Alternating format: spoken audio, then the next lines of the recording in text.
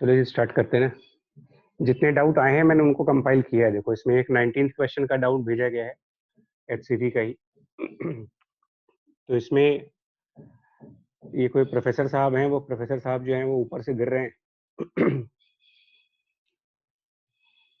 ठीक है, इसमें ये कहा गया कि ये जो पर्सन है इसके हाथ में कोई ब्रीफ केस है और ये ब्रीफ केस लेकर के वो कैपिटल एच हाइट से गिरा है ऊपर, टॉप साइड से कैपिटल एच हाइट है, वहां से ये प्रोफेसर साहब गिरे और गिरने के बाद इनको इनको ये रियलाइज हुआ कि नीचे जो जमीन है वो काफी हार्ड है, अगर गिरे तो हड्डी पसली टूट जाएगी। तो इन्होंने कुछ दिमाग लगाया, पढ़े लिखे थे, तो इन्होंने क्या किया, ब्रीफकेस को अपने हाथ से फेंक दिया। मीनवाइल आप क्वेश्चन को रीड करो, ठीक है। तो इसमें पहले तो ये निकालोगे कि जब ये मतलब ये कैपिटल एच से स्टार्टिंग पॉइंट है इनका, स्टार्टिंग पॉइंट कैपिटल एच है, उसके बाद ये नीचे गिरे।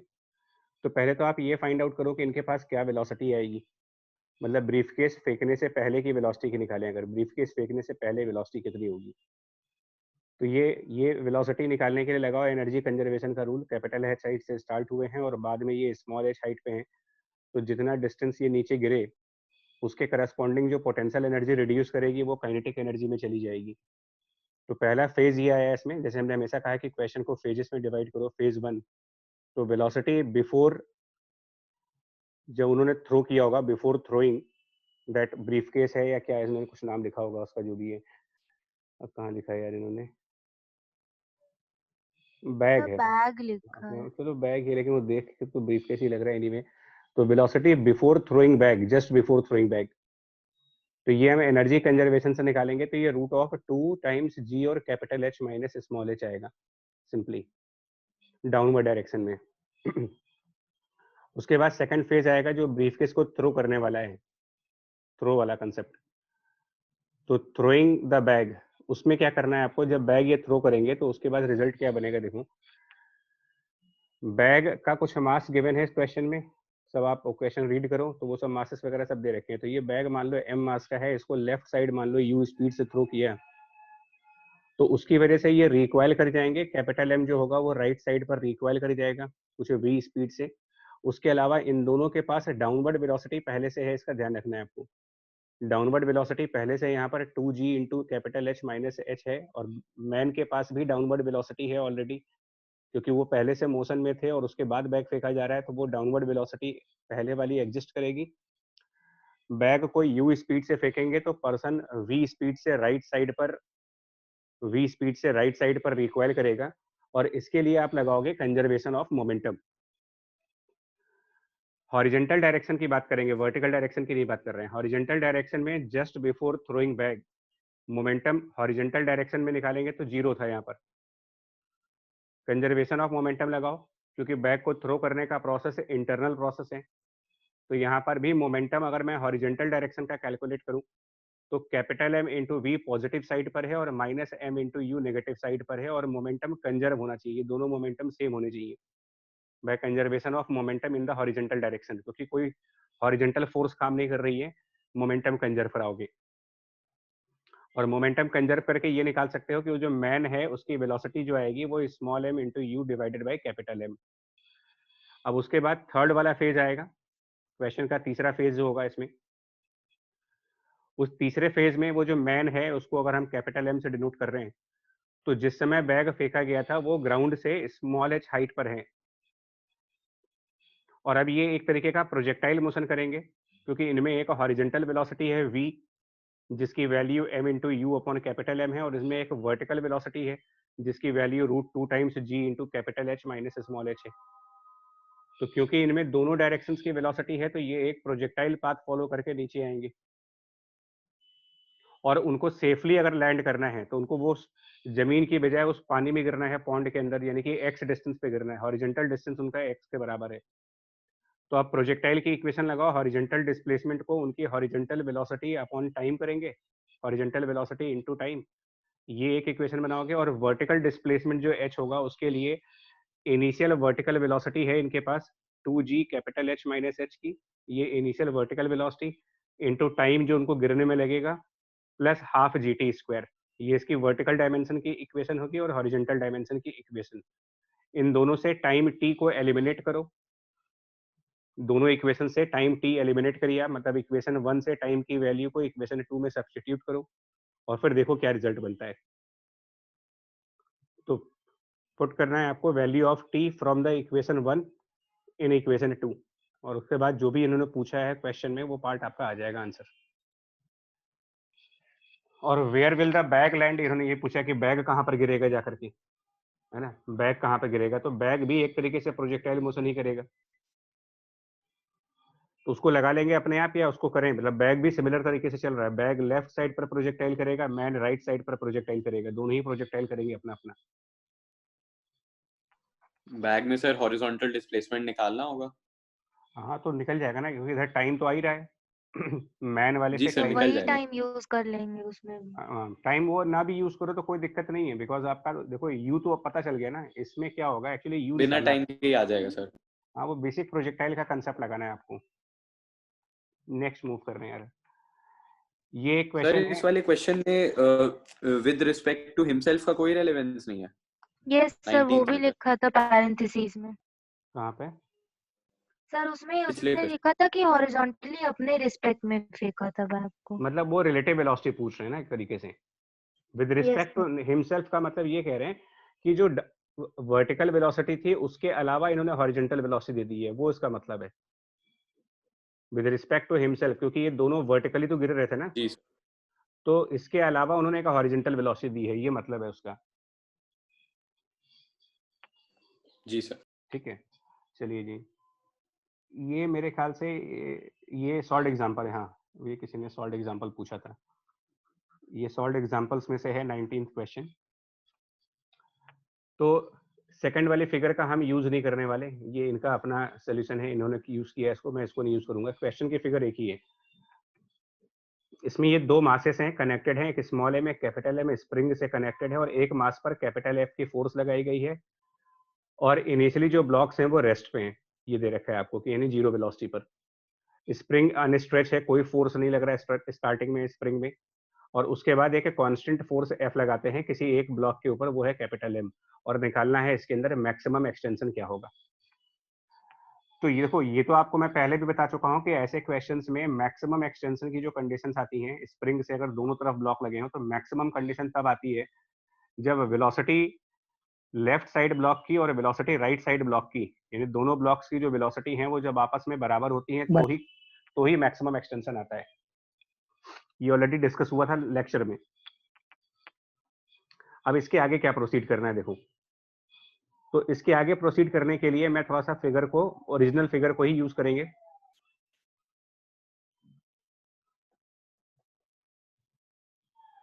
ठीक है, देखो हम इसमें ये मान के चल रहे हैं यार कि जो लेफ्ट वाला ब्लॉक है स्मॉल एम वो थोड़ा सा राइट साइड पर आ गया, left block small M right side shift कर गया, और कैपिटल एम भी राइट साइड शिफ्ट कर गया। कैपिटल एम अपने इनिशियल पॉइंट से x1 डिस्टेंस आगे आया, और स्मॉल एम अपने इनिशियल पॉइंट से x2 डिस्टेंस आगे आया। ऐसे में आप ये निकाल सकते हो कि स्प्रिंग कितनी इलोंगेट हुई होगी यहाँ पर, अगर दोनों के इंडिविजुअल डिस्प्लेसमेंट को उनके इनिशियल पॉइंट के रिस्पेक्ट में x1 x2 दिखाया जाए, जहां पर वो पहले थे उनसे x1 x2 डिस्टेंस आगे आए, तो अब ये निकाल सकते हैं यहाँ पर कि ये स्प्रिंग कितनी इलोंगेट हुई होगी यहाँ पर in terms of x1 and x2, अगर कैलकुलेट करना हो तो इलोंगेशन की वैल्यू कैपिटल एम का डिस्प्लेसमेंट x1 माइनस छोटे वाले मास का डिस्प्लेसमेंट x2, ये स्प्रिंग का इलोंगेशन कहोगे। और जब ये स्प्रिंग इलोंगेट करेगी तो फिर ये दोनों मासेस पर फोर्सेस भी लगाएगी, यानी कि अब कैपिटल एम के ऊपर एक फोर्स कैपिटल एफ का राइट साइड डायरेक्शन में लगेगा, और एक स्प्रिंग वाला फोर्स भी लेफ्ट साइड पर आएगा, जिसकी value k into elongation in the spring x1 minus x2। छोटे वाले मास पर राइट साइड डायरेक्शन में फोर्स आएगी, जिसकी वैल्यू k इंटू स्प्रिंग का डिफॉर्मेशन x1 माइनस x2, ये दोनों के फोर्सेस आ गए। अब इससे ये कर सकते हो कि कैपिटल एम मास का एक्सेलरेशन a1 और स्मॉल एम मास का एक्सेलरेशन a2 न्यूटन लॉ से निकाल सकते हैं। तो एक्सेलरेशन a1 की जो वैल्यू बनेगी अकॉर्डिंग टू न्यूटन लॉ, उसको लिखोगे तो ये capital F minus k times x1 minus x2 net force divided by इसका mass capital M. Acceleration a2 यानी कि छोटे वाले ब्लॉक का निकालेंगे तो उस पर सिर्फ एक फोर्स है स्प्रिंग का force k x1 minus x2 का, और डिवाइडेड बाय इसको स्मॉल एम कहेंगे। अब मैं एक काम करने जा रहा हूँ, एक्सेलरेशन की काइनेमेटिक्स में जो डेफिनेशन होती है वो होती है वेलोसिटी का derivative, acceleration is dv by dt, और फर्दर हम v को भी कहते हैं कि ये dx by dt होता है। तो जब इन दोनों को मिलाओगे तो आप ये कह सकते हो कि एक्सेलरेशन डबल डेरिवेटिव हो जाता है डिस्टेंस x का d2x अपॉन dt2 का। इस तरीके से भी कह सकते हैं कि ये डबल डेरिवेटिव है, ठीक है। ऐसे भी कह सकते हैं, या उसके अलावा मतलब कई सारे कंसेप्ट हैं। और एक रिलेशन और आता है वहां पर एक्सेलरेशन का, एक और रिलेशन बनता है इन्हीं दोनों को लेकर के, एक होता है v dv। dv by v dx। dv by dx। तो मैं यही कंसेप्ट लगाने जा रहा हूँ यहाँ, a1 को मैं पुट करने वाला हूँ velocity of 1 into dv1 upon उसका डिस्प्लेसमेंट dx1, और यहाँ पर पुट करने जा रहा हूँ v2 into dv2 divided by dx2 यहाँ पर। सो v1 dv1 upon dx1, v2 dv2 upon dx2, ये कंसेप्ट लगाने जा रहे हैं यहाँ पर।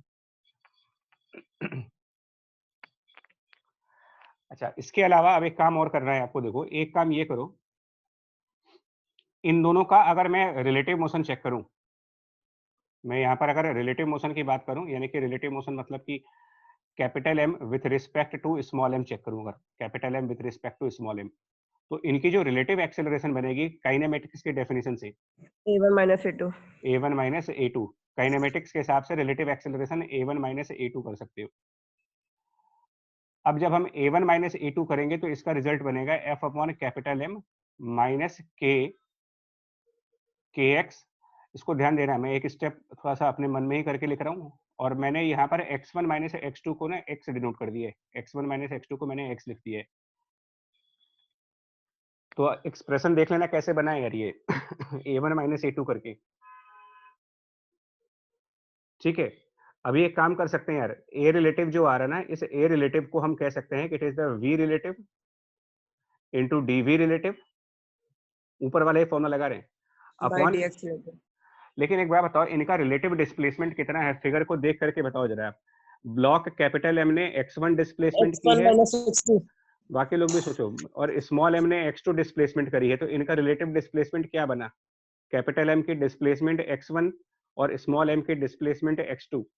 तो अगर आप रिलेटिव वाला डेफिनेशन लगाओ कि डिस्प्लेसमेंट का रिलेटिव निकालना हो, तो x1 माइनस x2, ये रिलेटिव डिस्प्लेसमेंट ही बन रहा है इनका।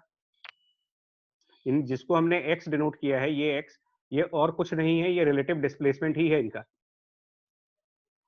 तो यहाँ डिनोमिनेटर में रिलेटिव डिस्प्लेसमेंट की जगह सिंपली x पुट करेंगे, equal to f upon capital M minus kx into 1 by capital M plus 1 by small M. और अब अगले स्टेप पर क्या करो तुम, इसमें से dx को राइट साइड ट्रांसफर करो, तो v relative into dv relative, f upon capital M into dx minus k, ये सारे कॉन्स्टेंट्स बाहर रखेंगे, 1 upon capital M plus 1 upon small M, और फिर यहाँ पर dx, और अब दोनों तरफ इंटीग्रेट करेंगे यहाँ पर। तो इधर dx के आगे इंटीग्रेशन करेंगे, इसमें dx के आगे इंटीग्रेट करेंगे, और यहाँ पर इसके आगे इंटीग्रेट करेंगे। तो अब एक kx तो k के साथ एक x भी है। अच्छा, यहाँ पर k के साथ में एक x dx है, ठीक है, सॉरी। अब लिमिट्स क्या रखोगे, तो x की लिमिट तो आप 0 से लेकर के और x तक रखिए, 0 से x तक की, और लेफ्ट साइड पर रिलेटिव वेलोसिटी की लिमिट रखो। जब इनिशियली दोनों ब्लॉक्स रेस्ट पे थे तो उनकी इनिशियल रिलेटिव वेलोसिटी, अगर मैं इनिशियल रिलेटिव वेलोसिटी निकालूं जिसमें ये दोनों ब्लॉक रेस्ट पे हैं, तो 0। आंसर है 0 हो गया। 0। और मैक्सिमम एक्सटेंशन पर दोनों के पास सेम वेलोसिटी हो गई। तो अब अगर रिलेटिव वेलोसिटी निकालो, दोनों जब बराबर वेलोसिटी चल रहे, तो यहाँ पर इनकी रिलेटिव वेलोसिटी निकाले, 0। 0 0। से 0। तो यानी ये 0 से 0 की लिमिट है लेफ्ट साइड पर। ऐसे में लेफ्ट हैंड साइड तो 0 आ गया, राइट हैंड साइड आपका बन जाएगा सॉल्व करके, यहाँ पर लेफ्ट हैंड साइड 0 हो गया यहाँ पर, बिकॉज 0 से 0 जा रहे हैं, f by M into x और माइनस k, और यहाँ पर लिखोगे 1 upon capital M plus 1 upon small M times x square by 2। X square by, इससे x निकाल लीजिए, वही उसका मैक्सिमम एलोंगेशन है। यही यहाँ से जो x की वैल्यू आएगी, ये मैक्सिमम एलोंगेशन ही है इसका। सर एक क्वाड्रेटिक बन रही है जिसमें एक बाय x की वैल्यू 0 आ रही है। तो एक x 0 आ रहा है क्योंकि वो इनिशियल पॉइंट है, एक x 0 इनिशियल पॉइंट है, बिकॉज इनिशियल पॉइंट पर भी रिलेटिव वेलोसिटी 0 थी। रिलेटिव वेलोसिटी 2 बार 0 हो रही है तो x की 2 वैल्यूज आएंगी, एक x इक्वल टू 0 जो स्टार्टिंग वाला पॉइंट है, और एक बाद में रिलेटिव वेलोसिटी 0 आ रही है, उसका पॉइंट आएगा बाद वाले का।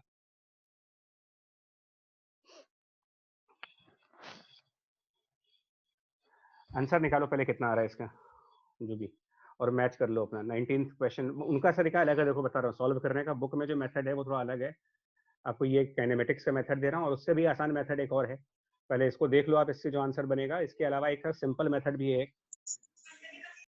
एक ऑब्जेक्टिव मेथड भी है। Sir capital F into small m whole upon K into m plus m। ठीक है, 2 भी आएगा ऊपर। Yes sir, into 2। एक आसान तरीका और बता दे रहे हैं आपको, आपने एक काम करो, a1 और a2 को इक्वेट कर लो, मतलब x1 माइनस x2 को x पुट कर दो पहले यहाँ पर, इसको x लिख दीजिए, इसको भी x कर दीजिए। और इसका एक ऑब्जेक्टिव तरीका भी है कि a1 और a2 को इक्वल करो। a1 a2 को इक्वल करके आप जरा निकालो x की क्या वैल्यू बन रही है, करके देखो आप जरा। अभी पहले यहाँ पर इंटीग्रेशन से क्या वैल्यू बन रही है वो निकालो, इंटीग्रेशन से जो x की वैल्यू आई है वो कितनी आई है, और एक काम करिए a1 a2 को बराबर कर दो, उसके बाद देखो कितना आंसर आता है।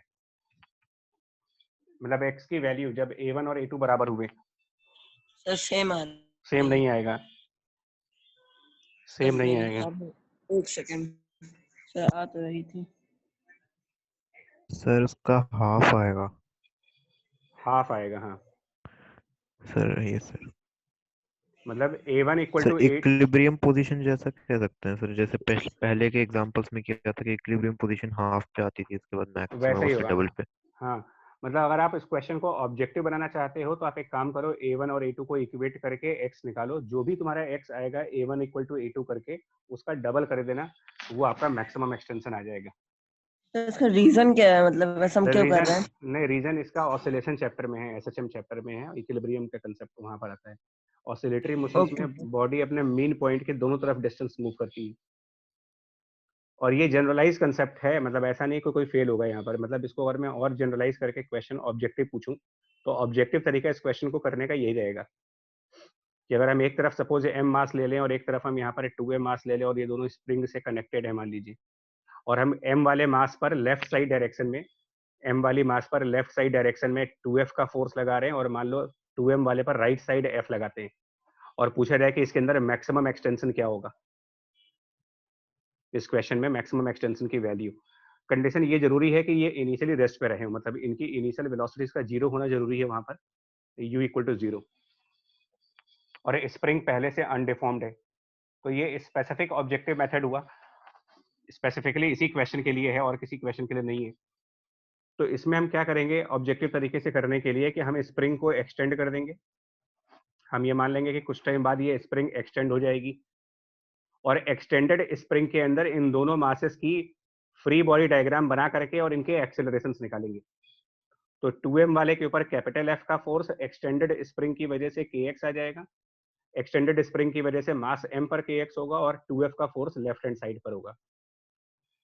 अब हम ये मानेंगे कि m वाले मास की a1 एक्सेलरेशन और m2m मास की a2 एक्सेलरेशन, आपको डायरेक्शन ऑफ एक्सेलरेशन को सेम रखना है। मतलब जब a1 और a2 को इक्वल करना है तो मैग्नीट्यूड में भी और डायरेक्शन में भी इक्वल करना है, यानी कुल मिलाकर के इनका रिलेटिव एक्सेलरेशन 0 होना चाहिए।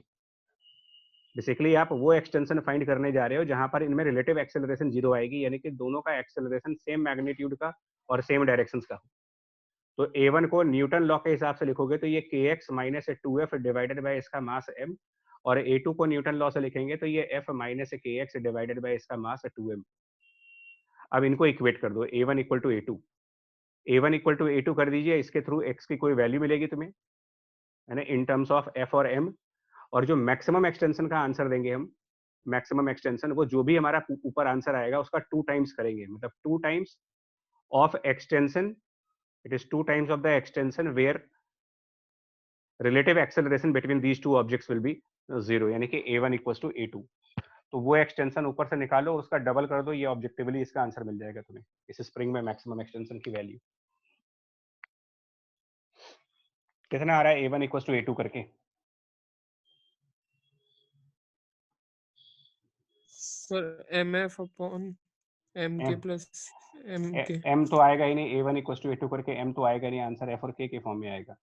Sir 10f upon 3k x upon yes 3k sorry ये a1 इक्वल टू a2 करके बता रहे हो आप? सर डबल भी कर रहा था।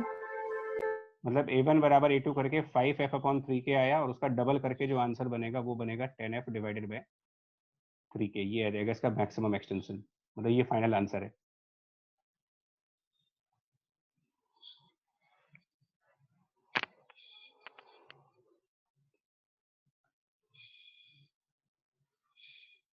ये भी किसी ने पूछा था भी कि ये भी सॉल्ड एग्जांपल ही है। इसमें ये दो बॉल्स हैं, अब इस क्वेश्चन में क्या रखा है, आइडेंटिकल हैं, उसके अलावा v स्पीड पर चल रहे हैं और सारे कोलिजन से इलास्टिक हैं। तो ये तो मेरे ख्याल से आप वैसे ही कर सकते हो। देखो अगर आप बेसिक प्रॉपर्टी यूज कर लेते तो भी हो जाता है ये। सर ये तो इसमें से हम लोग काइनेटिक एनर्जी बराबर कर सकते हैं और बहुत सारी चीजें से नहीं, निकल करने इसका सर सिंपल वेलोसिटी ट्रांसफर हो जाएगी ना सेम मास के तो। वेलोसिटी हाँ, कोलिजन है, कि मोमेंटम में कंजर्व हो जाएगा। एक्सचेंज जब हो जाएगी वेलोसिटी। मतलब एक्सचेंज हो जाएगा। आफ्टर ए कोलाइड्स बी, मतलब पहले तो ये होगा आफ्टर ए कोलाइड्स बी, तो ए वाली बॉडी रेस्ट पे आ जाएगी क्योंकि वेलोसिटी एक्सचेंज होती है इनमें सेम मासेस में और इलास्टिक कोलिजन में, और बी वाली बॉडी आगे बढ़ेगी वी स्पीड से। और उसके बाद जब बी वॉल से कोलाइड करेगा, बी कोलाइड विद द तो वॉल, फिर भी से पिछला जाएगा। और क्योंकि वो इलास्टिक है एनर्जी कंजर्व होनी है, तो जिस स्पीड से कोलाइड हुआ था बी वाला वापस उसी स्पीड से आ जाएगा, फिर ये वी स्पीड से पीछे आ जाएगा और ये ए वाला यहाँ रेस्ट पे है। फिर से बी और ए आपस में कोलाइड करेंगे, तीसरे स्टेप पर बी और ए फिर कोलाइड करेंगे और फिर से एक बार यहाँ पर वेलोसिटी एक्सचेंज करी जाएगी इसकी, फाइनल जो रिजल्ट आएगा उसमें। मतलब अल्टीमेटली जो बी वाला ऑब्जेक्ट होगा वो फिर से रेस्ट पे आ जाएगा और ए वाला ऑब्जेक्ट अब लेफ्ट साइड डायरेक्शन में वी स्पीड पर चलेगा। Again now B collides with A. तो इसमें कैलकुलेशन नहीं है, इसमें तो बेसिक एक्सचेंज ऑफ वेलोसिटी वाला कंसेप्ट लगाइए सेम मासेस और इलास्टिक कोलिजन के बीच में। इलास्टिक कोलिजन हुआ, आइडेंटिकल है, मासेस आइडेंटिकल है, तो जितनी बार कोलिजन होंगी वेलोसिटीज एक्सचेंज होती चली जाएगी। और वॉल के साथ जब कोलिजन होगी तो वो बॉडी रिफ्लेक्ट कर जाएगी with the same speed. Question 25 में ये अनसॉल्व्ड एग्जांपल है, काफी ज्यादा पूछा गया इसको, कि मास m को ड्रॉप किया जा रहा है एक फ्लोर के ऊपर from a certain height, collision perfectly elastic है और the ball rebounds to the same height and again falls and the average force exerted by the ball on the floor during a long time interval. तो इसमें ये करो कि किसी height से drop किया, लेकिन हाइट बताई नहीं गई है कितनी है, h हाइट से मान लेते हैं इसको ड्रॉप किया गया है, मतलब कि इनिशियल वेलोसिटी 0। √2gh से नीचे गिरा नहीं, वो सब का जरूरत नहीं है, इसमें कुछ भी जरूरत नहीं है, लॉजिकल है ये कह रहे हैं बार बार, ये इसमें मेन पॉइंट ये है after a long time interval की बात कर रहे हैं, इसका कोई सिग्निफिकेंस है काफी लॉन्ग टाइम बाद। तो ये बार बार कोलाइड कर रहा है, बार बार उसी हाइट तक जा रहा है, लिखा सब कुछ तो लिखा है इसमें, rebounds to the same height. Yes sir. तो कितने कोलिजन हुए होंगे, मतलब अगर कोई पूछे कि आफ्टर लॉन्ग टाइम इसके कोलिजन कितने हुए होंगे? इनफाइनाइट। इनफाइनाइट। इनफाइनाइट। तो आप ऐसा मान सकते हो कि लॉन्ग टाइम के बाद बॉल जो होगी वो ball will be at the same height, ये मान सकते हैं, यस सर अप्रोक्सीमेटली मान सकते हो कि वापस उसी हाइट पे होगी, क्योंकि इनफाइनाइट टाइम है ना। आप कहोगे कि नहीं यार ये कैसे हो सकता है, तो इनफाइनाइट टाइम बाद वो मान लो, हम कह रहे हैं किसी टाइम बाद वो, मतलब इनफाइनाइट टाइम बाद हमने माना कि वो सेम हाइट पर आ गई, जहां पर पहले थी उसी हाइट पर है। और इस पूरे प्रोसेस में इसमें कौन कौन से फोर्स लगे होंगे, अगर आपसे पूछा जाए इस पूरे इनफाइनाइट इंटरवल के अंदर फोर्सेस कौन से लगे होंगे? सर सिर्फ ग्रेविटी लग रही है। बच्चा जी लॉन्ग टाइम इंटरवल में ग्रेविटी mg तो परमानेंट लग रही होगी, मतलब हर समय लग रही होगी परमानेंट, यस सर। लेकिन बार बार में एक नॉर्मल रिएक्शन फोर्स भी लग रहा होगा every time Impulsive. Every time ball collides with the, every time ball hits the floor. ये ऐसे होगा सिचुएशन। मतलब अगर हम इसको ना, अगर इस कंसेप्ट को फोर्स और टाइम के ग्राफ पर लेके दिखाऊं मैं इसको, अगर मैं चाहूं तो फोर्स वर्सेस टाइम ग्राफ लेकर भी दिखा सकता हूं क्या बन रहा होगा इसमें। तो अगर हम इसको ग्राफिकली भी प्लॉट करना चाहें कि फोर्स और टाइम के बीच में कैसा ग्राफ होगा, तो mg, मैं डाउनवर्ड को नेगेटिव मान लेता हूँ, अपवर्ड को पॉजिटिव। तो mg परमानेंट लग रहा होगा, सुनना ध्यान से, mg परमानेंट लगेगा यहाँ पर, लेकिन जैसे ही पहला कोलिजन होगा, अचानक से ऊपर की तरफ कई हजार न्यूटन की नॉर्मल रिएक्शन फोर्स आ जाएगी। तो अचानक से इस फोर्स की वैल्यू बढ़ेगी, बट बहुत छोटे टाइम के लिए, क्योंकि कोलिजन फ्रैक्शन ऑफ सेकंड्स में खत्म हो जाएगा। फिर से हम mg के बराबर आ जाएंगे, फिर से ये ग्राफ mg होगा।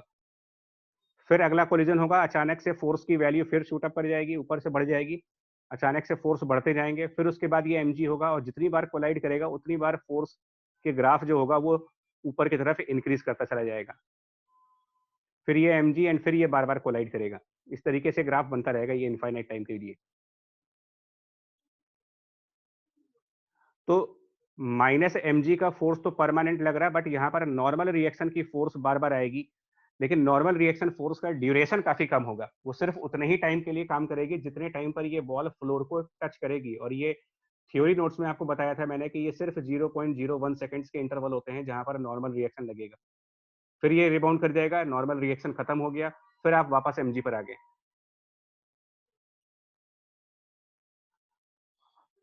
अब हम लोग को ये भी पता है कि जो एरिया होता है फोर्स और टाइम के ग्राफ का, area of force versus time graph, अगर हम कैलकुलेट करें कहीं पर भी, तो ये हमेशा आपको प्रोवाइड करता है इम्पल्स यानी कि चेंज इन मोमेंटम, यानी कि m into final velocity minus initial velocity.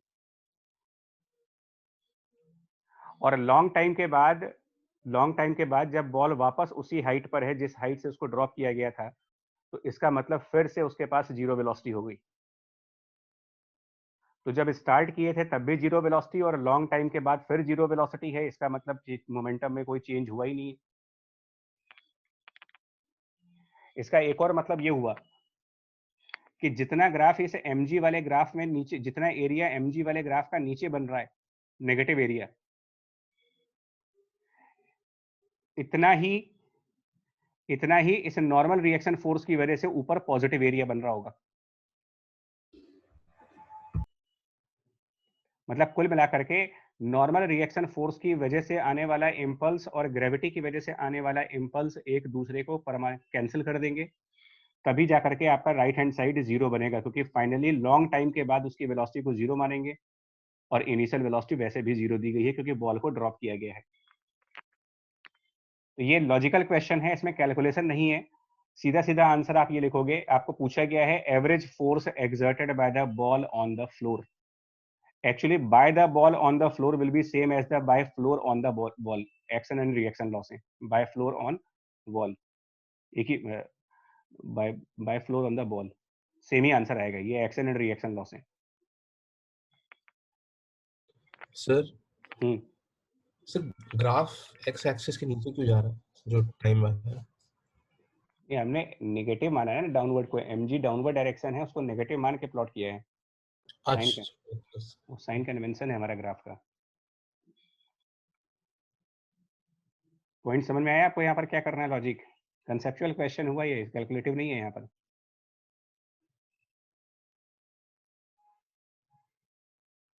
बोलिए। Yes sir. यस है ना, सर। बिल्कुल। नेक्स्ट, ये डाउट नहीं था, ये तो मेरे ख्याल से ये दोनों डाउट नहीं थे, ये बाद में हटा दिए गए थे। एक ये डाउट आया था, in a gamma decay process the internal energy of nucleus of mass m decreases and a gamma photon of energy E and the momentum इतना is emitted and the nucleus recoil, find the decrease in the internal energy। देखिए, तो यहाँ पर अगर हम एक nucleus की बात कर रहे हैं, ये एक्चुअली मॉडर्न फिजिक्स का पार्ट है, बट बेसिक अप्रोच, न्यूक्लियस का मास m ले लेते हैं और ये रेस्ट पे है मान ले। एक्चुअली डिके जो होता है, decay is just like explosion phenomena. जब कोई चीज एक्सप्लोड होती है, एक्सप्लोजन और डिके सिमिलर चीजें होती हैं और इनके अंदर लीनियर मोमेंटम को हमेशा कंजर्व कराते हो। तो पहले ये रेस्ट पे है, उसके बाद ये कह रहा है कि इस न्यूक्लियस से एक फोटोन बाहर निकला, गामा फोटोन। अब इसमें ये मत आप एंटर कर जाओ कि फोटोन कहाँ से आया और ये सब क्या हुआ, हमें उससे कोई मतलब नहीं कि ये प्रोसेस कैसे हुआ है। इन्होंने कहा है वो हम एक्सेप्ट कर रहे हैं, जो जो कहा है उसको फॉलो कर रहे हैं। तो फोटोन निकला और ये जो न्यूक्लियस है ये रिकॉइल कर गया पीछे की तरफ। तो ये न्यूक्लियस बैकवर्ड रिकॉइल हुआ और फोटोन फॉरवर्ड। फोटोन का मोमेंटम दे रखा है इन्होंने, momentum of this photon given as energy divided by the speed of light in the vacuum. तो इस न्यूक्लियस का मोमेंटम पी डैश मान ले, तो पी डैश फाइंड करने के लिए क्या करोगे, इनिशियल मोमेंटम 0 था, मोमेंटम बिफोर डिके की वैल्यू निकालो, तो डिके होने से पहले अगर ये रेस्ट पे था तो मोमेंटम की वैल्यू 0।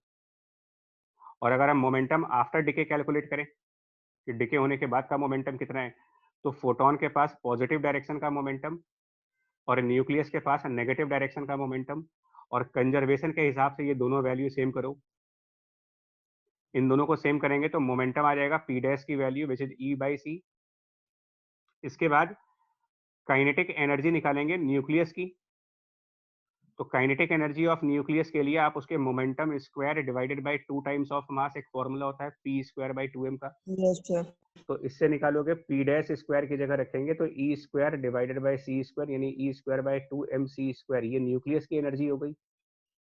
और टोटल कितना एनर्जी रिलीज हुआ यहाँ पर, टोटल रिलीज्ड एनर्जी इस क्वेश्चन में अगर देखा जाए तो टोटल रिलीज्ड एनर्जी में न्यूक्लियस की काइनेटिक एनर्जी लिखनी होगी जो कि E square upon 2m into सी स्क्वायर है, और प्लस जो फोटोन निकला है उसकी एनर्जी, ये टोटल एनर्जी बाहर आई है। तो यही चीज decrease in the internal energy होगी, बिकॉज एनर्जी क्रिएट और डिस्ट्रॉय नहीं होती है, उस कहीं ना कहीं ट्रांसफॉर्मेशन होगा। तो अगर डिके के बाद फोटोन भी मूव कर रहा है और न्यूक्लियस भी मूव कर रहा है, यानी कि दोनों में एनर्जी है, तो ये एनर्जी क्रिएट की गई होगी by the transformation of the internal energy inside the nucleus. ये इसका कंसेप्ट लगाना है आपको। एक रिकॉइल वाला कंसेप्ट है, न्यूक्लियस रिकॉइल करेगा, जब भी कोई चीज एक्सप्लोड करेगी तो एक रिकॉइल का कंसेप्ट आएगा। मोमेंटम कंजर्व करके आप ये निकाल सकते हो कि रिकॉइल मोमेंटम कितना होगा, तो जो न्यूक्लियस रिकॉइल कर रहा है उसके मोमेंटम की वैल्यू निकालो, उसके बाद रिकॉइल काइनेटिक एनर्जी निकालो। और फोटोन की एनर्जी को निकालने की जरूरत नहीं है, फोटोन की एनर्जी आपके क्वेश्चन में दी गई है कि photon of energy capital E. तो टोटल जो एनर्जी डेवलप हुई है डिके होने के बाद, वो न्यूक्लियस की ही इंटरनल एनर्जी से कहीं ना कहीं ट्रांसफॉर्म हुई होगी, क्योंकि और कोई एनर्जी का सोर्स नहीं है यहाँ पर।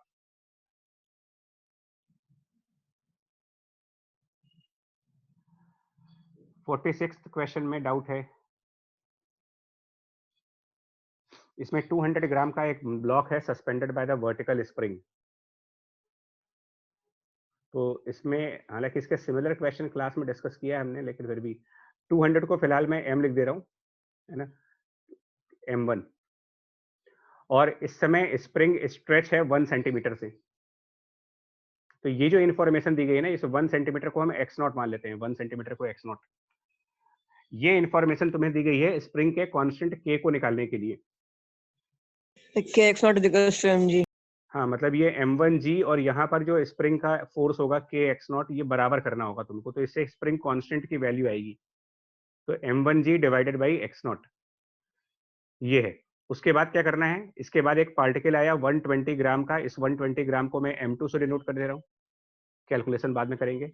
उसको ड्रॉप किया गया है ब्लॉक पर from the height of 45 centimetre, इसको h मान लेते हैं, और वो पार्टिकल स्टिक कर गया, यानी कि इन इलास्टिक कोलिजन हुआ। तो अब क्या करोगे इसमें, जब पार्टिकल इसमें स्टिक कर गया होगा तो उसमें देखिए स्टिक होने के बाद जब ये m1 और m2 कंबाइंड हो जाएंगे तो इनकी नई वेलोसिटी निकालनी पड़ेगी तुमको। तो velocity after m2 stick to the m1, और ये वेलोसिटी निकालने के लिए कंजर्वेशन ऑफ मोमेंटम लगाओगे। और m2 जब गिरा होगा तो कोलिजन से जस्ट पहले क्या वेलोसिटी रही होगी उस m2 के अंदर, m2 के पास वेलोसिटी की वैल्यू जस्ट बिफोर जब वो m1 से स्ट्राइक करने वाला होगा, क्योंकि वो 45 मीटर की हाइट से आ रहा है, √2gh होगा, तो वो h45 और ये इनइलास्टिक कोलिजन है। तो जितना मोमेंटम m2 के पास था इनइलास्टिक कोलिजन में मोमेंटम कंजर्व कराते हुए, m2 into √2gh, यही एक मिनट, यही डेफिनेशन थी इनइलास्टिक की। दो बॉडीज अगर यूनाइट हो जाती हैं तो वो इनइलास्टिक कोलिजन हुआ। तो m2 √2gh पहले का मोमेंटम और divided by total mass, conservation of momentum लगाओ, इससे निकालेंगे इस कंबाइंड मास की नई वेलोसिटी। अब ये जो कंबाइंड मास है इस नई वेलोसिटी से नीचे जाएगा और मैक्सिमम एक्सटेंशन पे जा करके ये स्टॉप कर जाएगा। स्टॉप हो जाएगा। हाँ, तो फाइनली कहीं ना कहीं ये कंबाइंड मास स्टॉप करेगा, और जहां पर ये स्टॉप हो रहा है वहां पर हम ये मान के चलते हैं कि एक्सटेंशन की वैल्यू x के बराबर होगी, ये मान के चल रहे हैं। गड़बड़ाओगे तुम, भी गड़बड़ करोगे तुम। और इसके बाद क्वेश्चन का तीसरा फेज है यार, कई बार कर चुके हैं। एक फेज जिसमें M2 गिरा है, एक फेज हमारा कोलिजन का है, और तीसरा फेज कोलिजन के बाद। तो आफ्टर कोलिजन आप ये कह सकते हो कि इस सिस्टम के पास जितनी भी एनर्जी होगी वो कंजर्व रहेगी, energy of the entire system will remain conserve. और सिस्टम में मास है, स्प्रिंग है और ग्रेविटी है, यानी कि initial kinetic energy plus initial gravitational potential energy plus initially spring energy, spring energy initial, ये तीनों एनर्जी इनिशियल लिखोगे और फिर ये फाइनली कितनी है वो देखी जाएगी। तो final kinetic energy plus final gravitational potential energy plus final spring energy. अब एक एक करके सबकी वैल्यू चेक करो। इसके लिए मैं क्या करता हूँ, इनिशियल पॉइंट को रेफरेंस मान लेता हूँ ताकि ग्रेविटेशनल वाली एनर्जी को 0 लिख देंगे। But kinetic energy initial moment पर हाफ टोटल कंबाइंड मास लिखोगे, हाफ m1 प्लस m2, और उस कंबाइंड मास की जो वेलोसिटी कैलकुलेट की गई है बाय कंजर्वेशन ऑफ मोमेंटम, यानी m2 root 2gh divided by इसका total mass. Initial gravitational potential energy 0 हो गया क्योंकि उसको रेफरेंस सेट किया है, लेकिन इनिशियल स्प्रिंग एनर्जी है इसके अंदर। ऐसा ही एक एग्जांपल मैंने क्लास में भी कहा था और अलर्ट भी किया था कि ये चीज ध्यान रखने वाला है। उस टाइम पे मैंने अलर्ट किया था कि नॉर्मली लोग इस स्प्रिंग की इनिशियल एनर्जी नहीं लेते इसमें। यस स्प्रिंग, सर, ये रेफरेंस केवल पोटेंशियल एनर्जी के लिए हाँ होता है। वो अलर्ट है उस क्वेश्चन में। मैंने कहा था इसको ध्यान रखना, यहाँ पर kx0 रहेगा क्योंकि पहले भी एक्सटेंडेड है वो, इक्वल टू काइनेटिक एनर्जी की final value 0, gravitational potential energy minus में हो जाएगी क्योंकि रेफरेंस पॉइंट के नीचे चले गए। फिर गलती और यही गलतियां वहां भी थी। दोनों कितना नीचे गए? x तो एक्सटेंशन है सर x प्लस जो नया गए हैं। बच्चा, पहले से एक्सटेंडेड था और ये अब x एक्सटेंडेड है, x minus तो x naught. रेफरेंस मान लिया ना। तो additional x minus x naught. x minus x not लिखना होगा तुम्हें यहाँ पर। एडिशनल एक्सटेंशन जो और एक्सटेंड होगा उतना ही तो मूव करेगा वो। तो आपने x लिया है, ये एकदम नेचुरल लेंथ से ले रहे हैं। भैया एक्सटेंशन नेचुरल लेंथ से ही होता है, वो बताने की जरूरत नहीं है।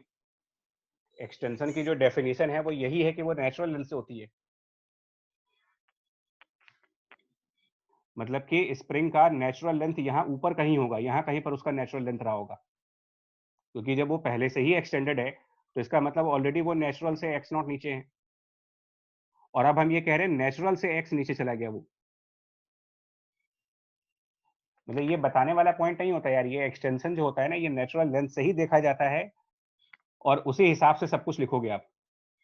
अब स्प्रिंग की एनर्जी लिखेंगे तो ये हाफ के और एक्स स्क्वायर, एग्जैक्टली सेम चीज मैंने डिस्कस की, मुझे पूरा लेक्चर याद है कि एग्जैक्टली ये दोनों ही पॉइंट्स मैंने वहां पर आपको कहे थे कि दो तरीके की मिस्टेक यहाँ पर लोग करते हैं। एक इनिशियल स्प्रिंग एनर्जी को इग्नोर कर देते हैं और दूसरा ग्रेविटेशनल पोटेंशियल एनर्जी लिखते समय वो इनिशियल एक्सटेंशन को माइनस करना भूल जाते हैं।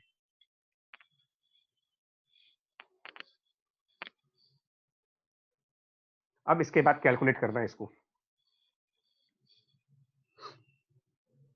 एक्सक्यूज मी सर, सर मान लीजिए वो x अगर हम इनिशियल पोजीशन से लेते हैं, मतलब जो इक्विलिब्रियम पोजीशन से लेते हैं, तब तो केवल m1 प्लस m2gx लिखते हैं ना। Yes sir. नहीं तो फिर तो इनिशियल में भी ग्रेविटेशनल पोटेंशियल एनर्जी लिखना पड़ता है आपको ना। अगर आप यस सर वो लिख देते सर। हाँ वही बात हुई, एक्चुअली वही चीज हो गई यहाँ पर, ये x नॉट उधर चला जाता। वैसे भी कर सकते हो, ठीक है, मतलब आपका कहना है कि नेचुरल लेंथ को रेफरेंस मान लें, है ना, ये भी कर सकते हो नेचुरल लेंथ को, ठीक है। मतलब कुल मिलाकर ध्यान रखने वाला पॉइंट है। नेक्स्ट देखो यार,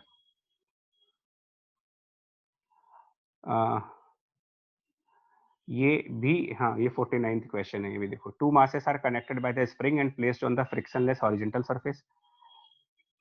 इसके आगे कहानी है। इनिशियली स्प्रिंग को स्ट्रेच किया गया है बाय एक्स नॉट और सिस्टम रिलीज्ड फ्रॉम रेस्ट।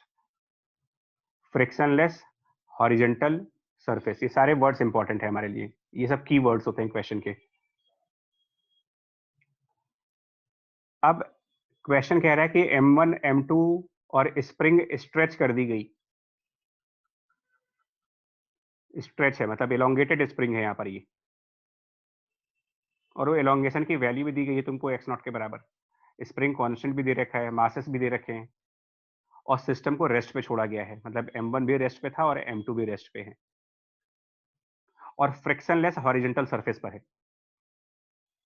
मतलब सर नेचुरल लेंथ पे आने पे रेस्ट पे हो जाएंगे? नहीं, रेस्ट पे नहीं होंगे सर जरूरी नहीं है, उसके सुनिए आगे उनका वेलोसिटी सुनिए होगी। सुनो तो, find the distance moved by two masses before they again come to rest, ये पूछ रहे हैं आपसे। इसमें कंसेप्ट कल वाला है, देखो The center of mass move नहीं करेगा।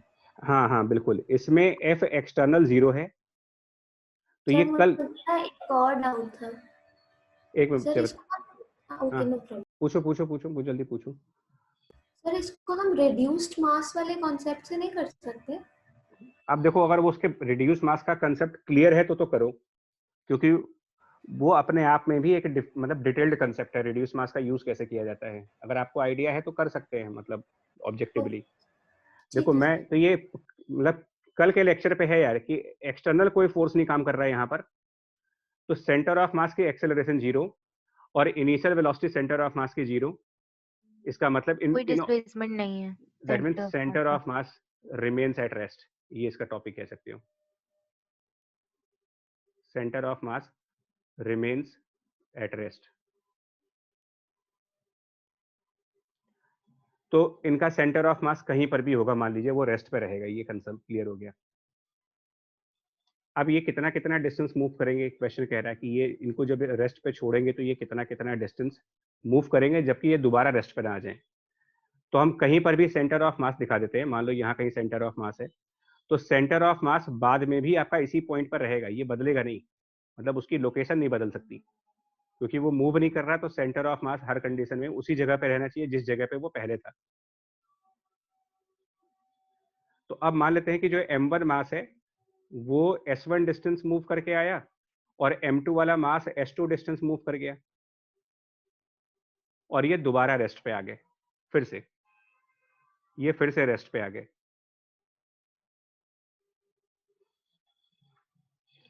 एक और बात समझो, S1 प्लस S2 कितना होगा, आप बता सकते हो? S1 प्लस S2 की वैल्यू, मतलब ये कितना कितना मूव कंबाइंड में कितना मूव किए होंगे। एक और बात समझिएगा, फ्रिक्शनलेस कंडीशन पर है, एनर्जी भी कंजर्व होनी है आपकी, और सिस्टम के पास एनर्जी की वैल्यू निकालोगे तो स्प्रिंग पहले से एलोंगेटेड है, हाफ के x0 स्क्वायर एनर्जी है उसमें, ग्रेविटी की कोई बात नहीं करेंगे, हॉरिजॉन्टल सरफेस है, काइनेटिक एनर्जी 0 है, और एनर्जी कंजर्व भी रहनी है मेरी। तो इन सारे प्रिंसिपल्स को लगाओ ना यार, तो क्या ये नेचुरल लेंथ पे आकर रुकेंगे? S1 plus S2 equals to x0। ये नेचुरल लेंथ पे रुक ही नहीं सकते, नेचुरल लेंथ पे रुक जाएंगे तो एनर्जी कंजर्वेशन फेल कर जाएगा। अगर हम ये कह देते हैं कि ये नेचुरल लेंथ आए और नेचुरल पर स्टॉप हो गए, फिर तो एनर्जी ही 0 हो गई ना, क्योंकि स्प्रिंग की नेचुरल लेंथ पे तो 0 एनर्जी होगी, एनर्जी कंजर्वेशन वायलेट कर गया यहाँ पर। सर इक्विलिब्रियम पोजीशन पर रेस्ट पाएंगे, तो नेचुरल लेंथ ही तो इक्विलिब्रियम होगा ना ये। हाँ। ये एक्चुअली वहां नहीं रुकेंगे सर ये और ज्यादा पास आ जाएंगे, और आगे चलेंगे। ये स्प्रिंग वापस उतनी ही कंप्रेस हो जाएगी, जितनी इलोंगेटेड थी उतनी वापस कंप्रेस होना पड़ेगा इसको, और कोई तरीका नहीं है, बिकॉज तभी एनर्जी को कंजर्व करा सकते हो। यस सर, हाफ के एक्स स्क्वायर तब वापस आएगा। जो एनर्जी इलोंगेशन पे थी वही एनर्जी फिर से चाहिए, तो आपको उतना ही कंप्रेस करना पड़ेगा। यानी ये दोनों दोबारा स्टॉप करेंगे when the spring is compressed by x0 distance, यानी कि दोनों ने टोटल कितना डिस्टेंस कवर कर लिया, आप सोच के देखो। 2x0। हाँ, x0 इलोंगेशन से x0 रिड्यूस हुआ, यानी कि total displacement they have done by 2x0, ये एक इक्वेशन। और दूसरा ये सेंटर ऑफ मास का कोई डिस्प्लेसमेंट नहीं हो रहा, तो displacement of centre of mass का प्रीवियस क्लास में जो फॉर्मूला है, displacement of centre of mass is given by m1 s1 positive और minus m2 s2 negative divided by m1 plus m2, कल का लेक्चर, और ये वैल्यू 0 है, यहां से s1 s2 का रेशियो आ जाएगा, दो इक्वेशन बन जाएगी। मतलब मैं इसको और सिंप्लीफाई करके लिख देता हूं, तो यहां से रिजल्ट आपके पास बन जाएगा m1 s1 should be equal to m2 s2, yes sir, फिर किसी एक में क्वाड्रेटिक बन जाएगी। क्वाड्रेटिक नहीं बन रहा बच्चा, एक S1 प्लस S2 पता है और एक रिलेशन ये मालूम हो गया, तो इससे S1 S2 नहीं निकाल सकते हो। रेशियो पता है और सम पता है, दो वेरिएबल्स का। बट मेन लॉजिक इसमें यही समझने वाला है कि बॉडीज दोबारा जब स्टॉप होंगी, कई सारे लोग इसमें एक सोचते हैं कि नेचुरल लेंथ पर स्टॉप होगा, क्योंकि वो फिर एनर्जी वाला एंगल क्वेश्चन में भूल जाते हैं कि एनर्जी को भी ध्यान रखना है मेरे को, और सेंटर ऑफ मास को रेस्ट पे भी रखना है।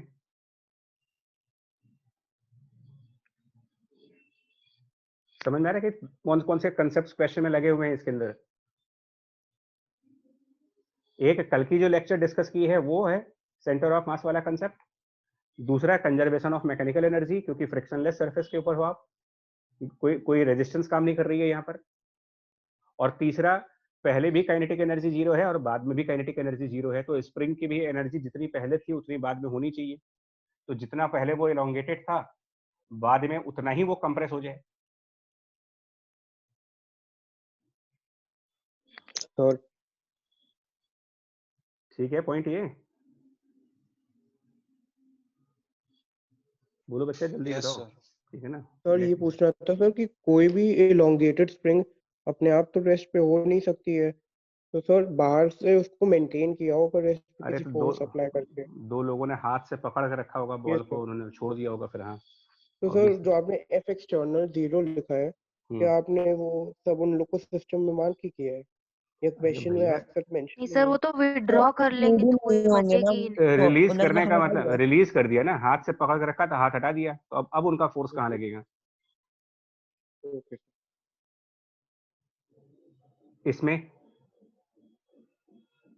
51 क्वेश्चन भी पूछा है, सपोज द, अब यार ये एक्चुअली इसके पहले एक 50th क्वेश्चन था, अब ये डाउट आया है। ओके, क्योंकि इसमें प्रीवियस प्रॉब्लम का है, अब जिसने भी डाउट पूछा है उसने 50th नहीं बोला हमको। बच्चा इसके लिए 50th क्वेश्चन पे जाना पड़ेगा, 50th पता नहीं क्या है। अच्छा मैं समझ गया, इस क्वेश्चन में ये है कि M1 M2 दोनों रेस्ट पे हैं, मैं बता दे रहा हूँ क्या क्वेश्चन है ये। M1 M2 ये रेस्ट पे हैं, स्प्रिंग कांस्टेंट K है, और ईच ऑफ द ब्लॉक, मतलब इन दोनों पे हम लोगों ने फोर्स लगाई है F और F की, दोनों पर, और इसके अंदर मैक्सिमम एक्सटेंशन पूछ रहे हैं। तो ये तो यही वाला क्वेश्चन हो गया, देखो ये वाला कंसेप्ट जो भी यहाँ पर डिस्कस किया था, इसी को आप लगाओ ना, इसी ऑब्जेक्टिव मेथड को लगा लो यहाँ पर, सेम ही चीज तो है, उसमें दोनों के मासेस दे रखे हैं आपको F1 और दोनों तरफ सेम फोर्स लगाई जा रही है, तो यही वाले ऑब्जेक्टिव मेथड वहां यूज कर लो। जो ये क्वेश्चन है कहाँ गया, ठीक है, तो यूज कर लीजिएगा, यूज प्रीवियस ऑब्जेक्टिव मेथड जो अभी स्टार्टिंग में डिस्कस किया था, ये वही चीज है। मैक्सिमम एक्सटेंशन इसमें भी निकालना है, मतलब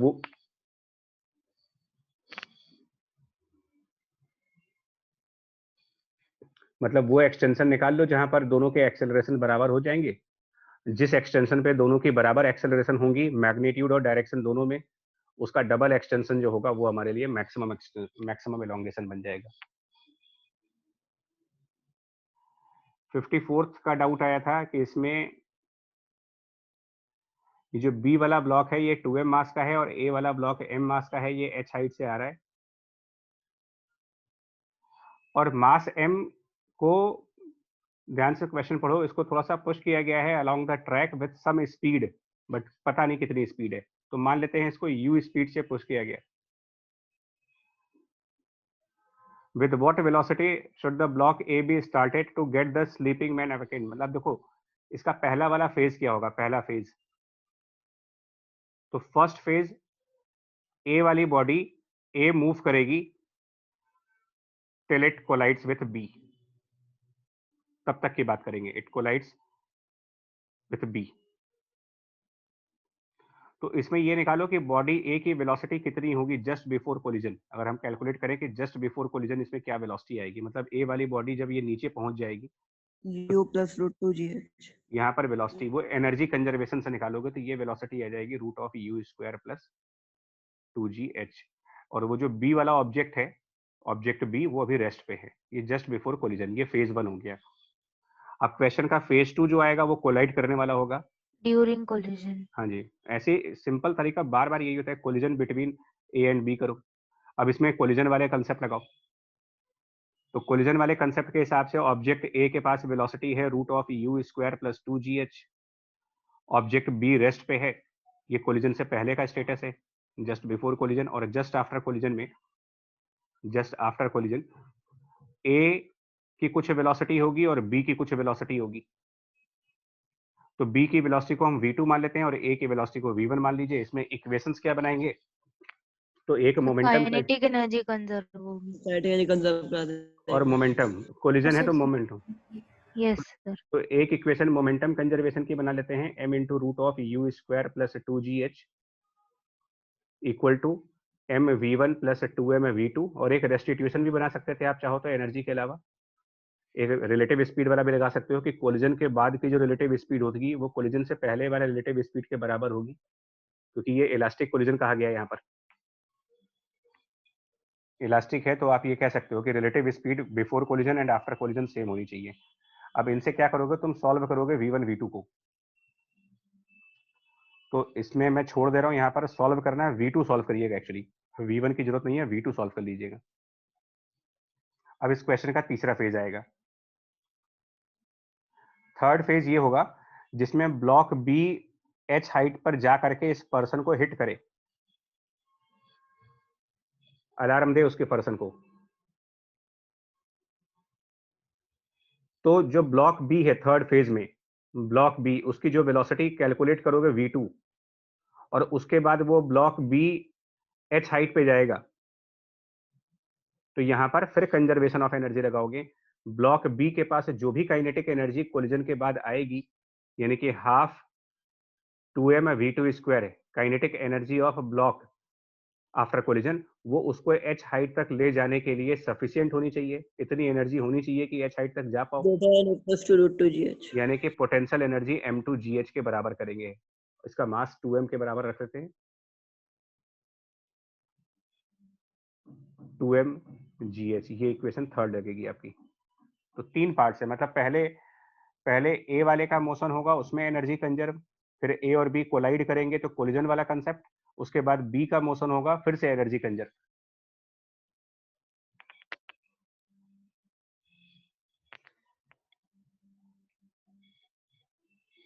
क्वेश्चन में पूछा गया है कि 10 ग्राम की एक बुलेट है, 10 ग्राम की बुलेट, और वो 490 ग्राम के किसी ब्लॉक में जा करके स्टिक कर जाती है। क्या कोलिजन हुआ, ये किस टाइप का? इनएलास्टिक। पहले तो ये लगाओ, फिर इसका मतलब पहला पार्ट फेज 1, फेज 1 इसमें कोलिजन का है। फेज 1 यहाँ पर इनएलास्टिक कोलिजन। या जितने भी क्वेश्चन लाओगे ना आप, मेरे से किसी भी किताब का क्वेश्चन लाओगे, ये इसी तरीके से सॉल्व होता है। तो पहले ये वेलोसिटी निकालेंगे just after collision momentum conservation से। तो 10 ग्राम की बुलेट, 10 इंटू उसको किलोग्राम में रखेंगे तो -3 इंटू उसकी वेलोसिटी दी गई है 50√7 अपॉन टोटल मास। जब वो 10 ग्राम की बुलेट 490 ग्राम में ऐड हो जाएगी तो ये टोटल 500 ग्राम हो जाएगा, इंटू 10⁻³ और यहाँ से कैलकुलेट करके वेलोसिटी जस्ट आफ्टर कोलिजन की जो वैल्यू मिलेगी, 0 0 सारे कैंसिल होकर के √7 मीटर पर। अब इसके बाद फेज 2। फेज 2 क्या है? Motion of block and bullet, मतलब मोशन ऑफ कंबाइंड ऑब्जेक्ट। ये आपका सेकंड फेज बनेगा इसमें। तो इसको कैसे करना है देखो, इसमें सेकंड वाले फेज में क्या करना है आपको, ये दोनों बॉडीज ऐसे करके, और फिर यहाँ पर एक हॉरिजॉन्टल ट्रैक चल रहा है, तो ये कंबाइंड बॉडी मूव कर रही है। क्वेश्चन के हिसाब से कंबाइंड बॉडी चल रही है √7 मीटर पर सेकंड से, तो ये इसके बॉटम पॉइंट तक आ जाएगी। √7 मीटर पर सेकंड इसके बॉटम पॉइंट पर वेलोसिटी आ गई, और इसके बाद अब सर्कुलर ट्रैक आ गया।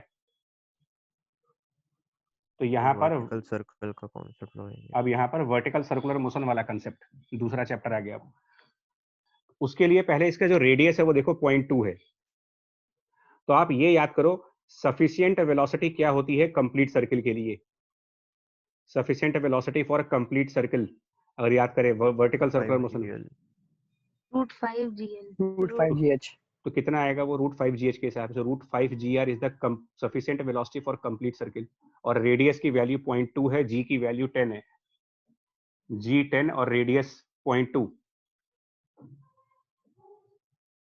कितना आ जाएगा ये? g की वैल्यू 10 और 3 पॉइंट समथिंग आएगा।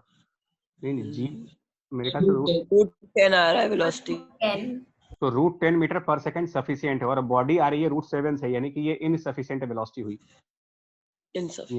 यानी बॉडी पूरा सर्कुलर मोशन नहीं कर पाएगी। तो ये बॉडी ऊपर कहीं जा करके कांटेक्ट लूज कर जाएगी। याद करें वर्टिकल सर्कुलर मोशन के लेक्चर को, कि ऐसे केसेस में बॉडी क्या होती है, सर्कुलर मोशन में किसी पॉइंट तक जाती है और वहां जा करके किसी एंगल पर अपना कांटेक्ट लूज कर जाती है वहां से। तो मान लेते हैं थीटा एंगल पर, ये मान लो कि वर्टिकल साइड से थीटा एंगल पर जा करके उसने कांटेक्ट लूज कर दिया अपना, क्योंकि सर्कुलर मोशन पूरा हो ही नहीं सकता, सफिशिएंट वेलोसिटी नहीं है। कांटेक्ट लूज करने का मतलब यहां पर नॉर्मल की वैल्यू 0 हो जाएगी। तो यहां पर इसके पास फोर्स लग रहा होगा ग्रेविटी का, और कुछ वेलोसिटी होगी इसमें। वेलोसिटी 0 नहीं होती है, याद करिएगा।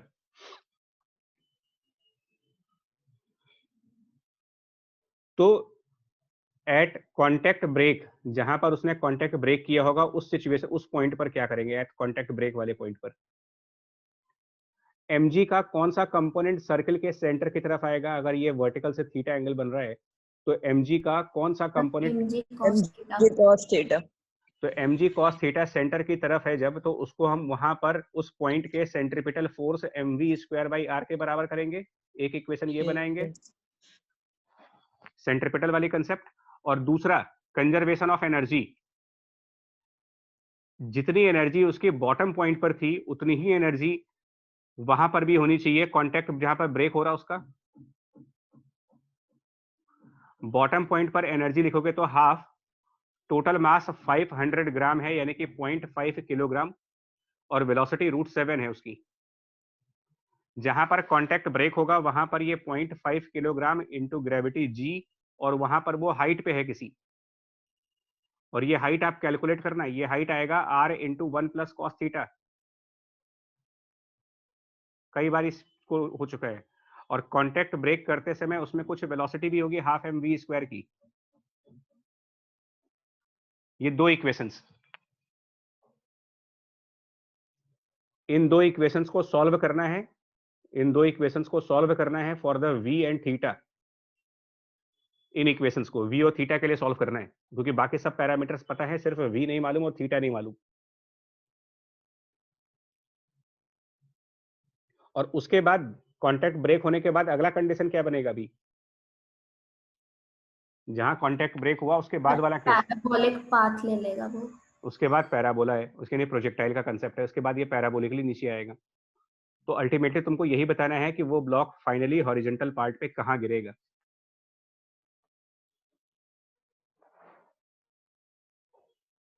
इसको सेपरेट पेज पे दिखा दे रहे हैं आपको कि क्या करना है इसमें, बट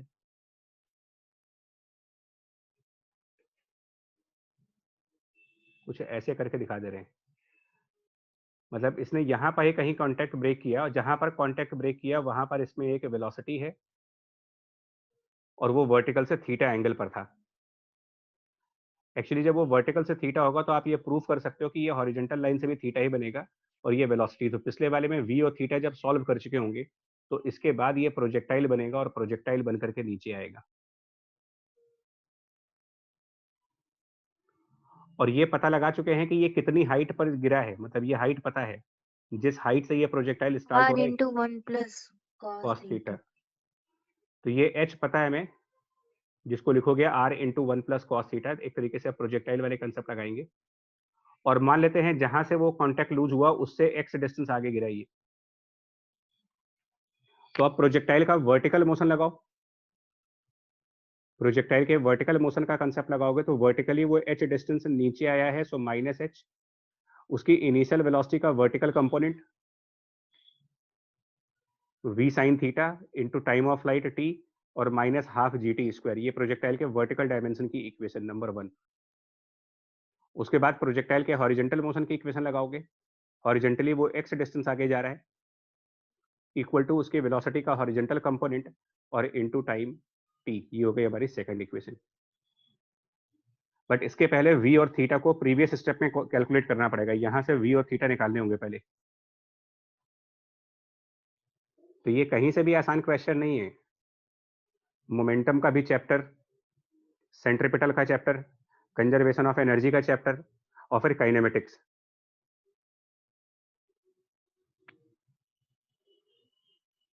और अभी आप इमेजिन करो रोटेशनल मैकेनिक्स में जब आएगी तो क्या क्या चीजें आएंगी। मतलब तब तो एक ही क्वेश्चन में पूरी फिजिक्स आने लगती है। मतलब पिछले सारे चैप्टर आने लगते हैं।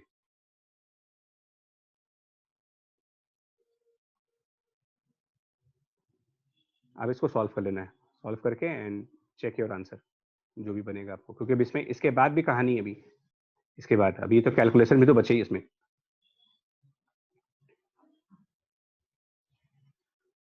फिफ्टी सेवेंथ का डाउट आया था, लेकिन इसको अभी फिलहाल होल्ड पे करेंगे। बिकॉज इसलिए होल्ड करेंगे क्योंकि ये हमारा कंसेप्ट है एक वेरिएबल मास सिस्टम का। तो वेरिएबल मास सिस्टम क्योंकि अभी हम लोगों ने पढ़ाई नहीं है, तो इस डाउट को भी बताने का कोई मतलब नहीं बन रहा। इसको होल्ड कर देते। ये भी स्किप हो गया है, मतलब पहले पूछा गया था, बाद में मना कर दिया गया। ये सब लोगों ने पहले पूछे थे, बाद में मना कर दिए हैं।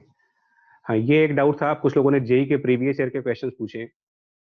एक जिसमें से एक ये 2008 का बड़ा अच्छा सब्जेक्टिव क्वेश्चन है, पैराग्राफ टाइप का। ये भी डाउट था। 2-3 प्रीवियस ईयर के क्वेश्चंस हैं, कुछ एक्सटर्नल डाउट भी है इसमें। पहले तो फिगर को थोड़ा सा इनलार्ज कर दें, बड़ा कर दें। देखो, पहले आप इस फिगर पे फोकस करो, बाकी के पार्ट्स बाद में करेंगे। इस वाले फिगर में ये कैपिटल एम मास का एक ब्लॉक है जो ए से बी तक स्लाइड होता है 60 डिग्री के इंक्लाइंड प्लेन पर। कैपिटल एम मास ए से बी स्लाइड होगा on the inclined plane of 60 degree angle, और फिर उसका एंगल ऑफ इंक्लिनेशन बदल गया, वो दूसरे इंक्लाइंड प्लेन पे चला गया जो कि 30 डिग्री के एंगल पर है। √3 और √3 ये डिस्टेंसेस गिवन है। 2008 पैराग्राफ है। देखो, small block of mass M moves on the frictionless surface.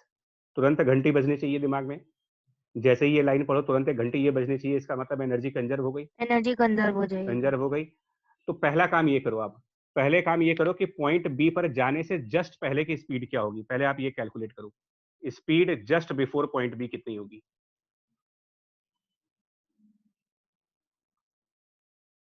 Just before reaching at the point B, ये स्पीड निकालो कितना होगा।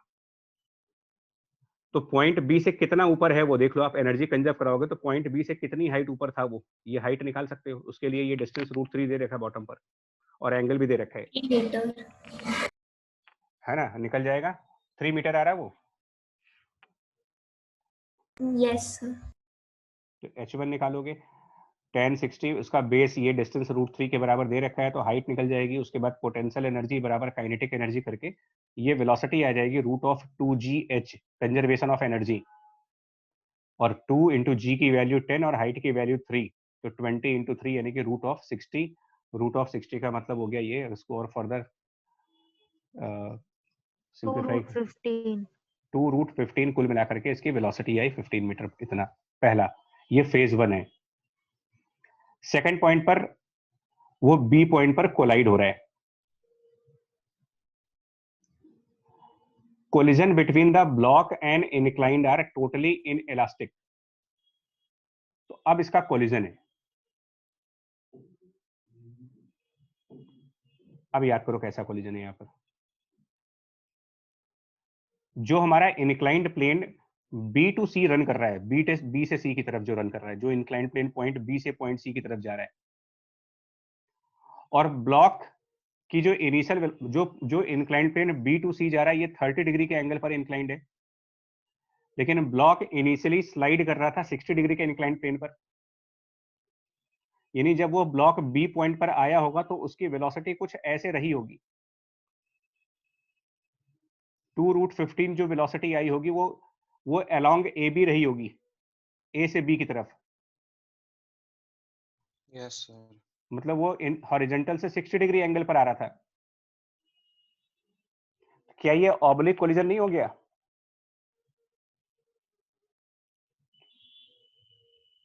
क्या ये इस पॉइंट पर ऑब्लिक कोलिजन नहीं किया हमने, पॉइंट बी पर एक सरफेस के साथ? Yes sir. तो क्या कंसेप्ट था इसमें ऑब्लिक कोलिजन में? जिस पॉइंट पर कोलाइड हुए हैं वहां पर नॉर्मल लाइन बनाओ, सर लाइन ऑफ नॉर्मल और इम्पैक्ट टेंजेंट लाइन बनानी पड़ेगी। और इसमें क्या कहा गया था कि वेलोसिटी का कौन सा कंपोनेंट चेंज नहीं होगा इसमें से? सर नॉर्मल वाला। अच्छा नॉर्मल वाला। अच्छा, सर क्या लिखे? टेंजेंट के अलॉन्ग जो होता है वो नहीं होता है। मतलब अलोंग द सरफेस, तो इसे 2√15 का कौन सा कंपोनेंट सरफेस के अलोंग आएगा? 2√15 का कौन सा कंपोनेंट? उसके लिए तुमको एंगल निकालना पड़ेगा कि 2√15 और सरफेस के बीच में कितना एंगल बन रहा है। तो ये वेरीफाई करना, ये एंगल 30 डिग्री ही बनेगा।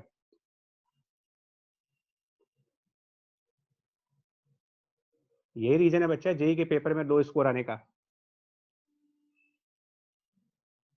ये एंगल बनेगा 30 डिग्री के बराबर, और फिर आप रिजॉल्व करोगे तो 2√15 का एक कंपोनेंट सरफेस के अलोंग रहेगा और एक कंपोनेंट सरफेस के परपेंडिकुलर जाएगा। अब इसको दूसरे फिगर पे दिखा देते हैं। यानी कुल मिलाकर के एक पार्टिकल ने स्ट्राइक किया है इस प्लेन को, जिसमें उसकी सरफेस के परपेंडिकुलर डायरेक्शन की वेलोसिटी और सरफेस के अलोंग वाली वेलोसिटी, अभी ये फिगर तिरछा बना है इसलिए तुमको कंफ्यूजन है। अगर यही फिगर आपको मैं वैसे दिखाऊं जो क्लास में पढ़ाया जाता है आपको, कि कोई बॉल यू स्पीड से आकर के रिबाउंड कर गई, इधर से वापस चली गई, ये वही कंसेप्ट है। तो नॉर्मल डायरेक्शन की वेलोसिटी है 2√15 और sin 30, यानी कि कुल मिलाकर के √15 हो जाएगा sin 30 लगाने के बाद, √15। और इधर की तरफ 2√15 इंटू cos 30 √3/2, यानी कि √15 इंटू √3, यानी कि ये हो जाएगा √45 कंपोनेंट्स। और रिकॉल करिए √45 पैरेलल टू सरफेस है और √15 परपेंडिकुलर टू सरफेस है। जो परपेंडिकुलर टू सरफेस है ये हम लोग चेंज करते थे ई टाइम्स से, इसको चेंज करा जाता है ई टाइम्स से सरफेस के साथ जब कोलिजन होती है। और जो पैरेलल टू सरफेस है उसमें कोई चेंजेस नहीं करते थे।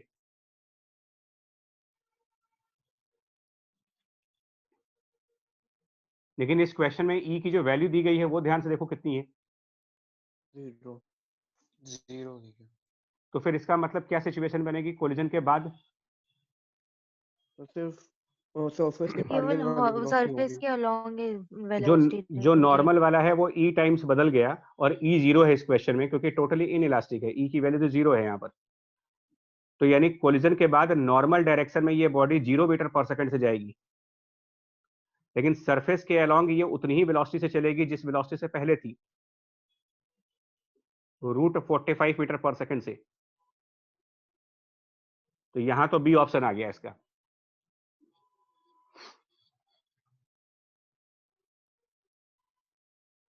अब इसके बाद ये कह रहे हैं इसमें कुछ 2 पार्ट्स और भी हैं।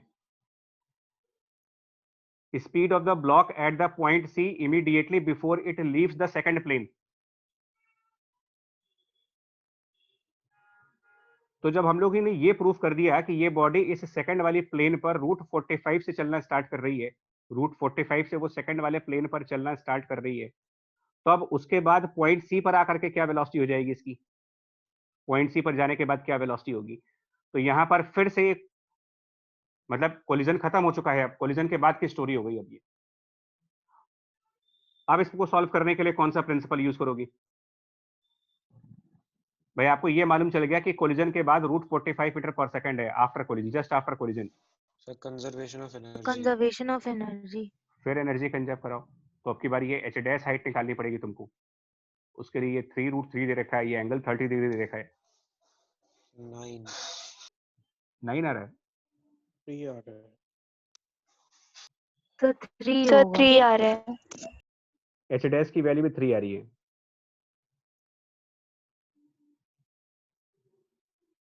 ठीक है, जो भी है 3 मीटर। तो अब 3 मीटर तो नीचे तभी जब, 1/√3 आ पाएगा।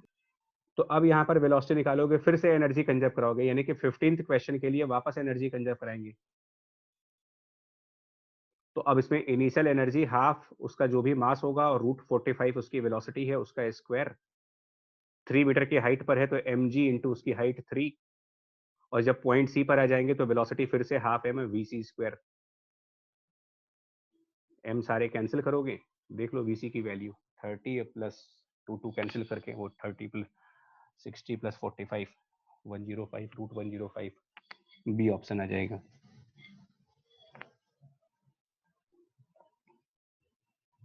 ये है कंसेप्ट ऑब्लिक कोलिजन का इसके अंदर।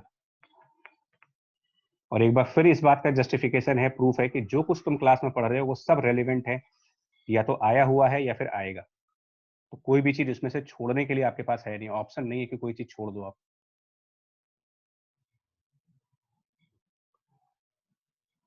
और 16th में इन्होंने कहा कि अगर ये कोलिजन इलास्टिक रहा होता, अभी तो ये दो में तो इन्होंने इन इलास्टिक करा, मतलब ये एक ही क्वेश्चन में तुम्हें सब कुछ चेक करना चाहते हैं। तो अगर ये कंप्लीटली इलास्टिक है तो फिर vertical upward component of the velocity of the block at point B immediately after it strike the second plane root 15। बच्चा जी ध्यान से करो, तुम फिर फंसोगे। वर्टिकल पूछ रहा हूँ, रेस्टिट्यूशन तुम लोग इतने कुछ नहीं लगेगा। तुम लोग वर्टिकल बगल में लिख भी दिए, जेई वालों को तुम लोग के बारे में पता है कि तुम लोग वर्टिकल मतलब गलत समझते हो। वर्टिकल का मतलब उन्होंने ब्रैकेट में लिख दिया है अपवर्ड। सर नहीं, इंक्लाइंड से भी कोई एंगल पे। जी रियलिटी एक्सेप्ट कर लो, रियलिटी यही है कि वाकई में जेई जो है वो बहुत ज्यादा कंसंट्रेशन मांगता है पेपर के टाइम। 0 कैसे? देखिए अब की बार कोलिजन के बाद, जस्ट आफ्टर कोलिजन, सरफेस की तरफ तो रूट 45 था ही। ये जो नॉर्मल डायरेक्शन 0 हो गया था ना, वो एक्चुअल में ई टाइम्स बदलना चाहिए था। क्या लिखोगे यहाँ पर? सर E- ई की तो वैल्यू E1 हो जाएगा। तो यानी ये रूट 15 हो गया इधर, ये वैल्यू इस तरफ रूट 15।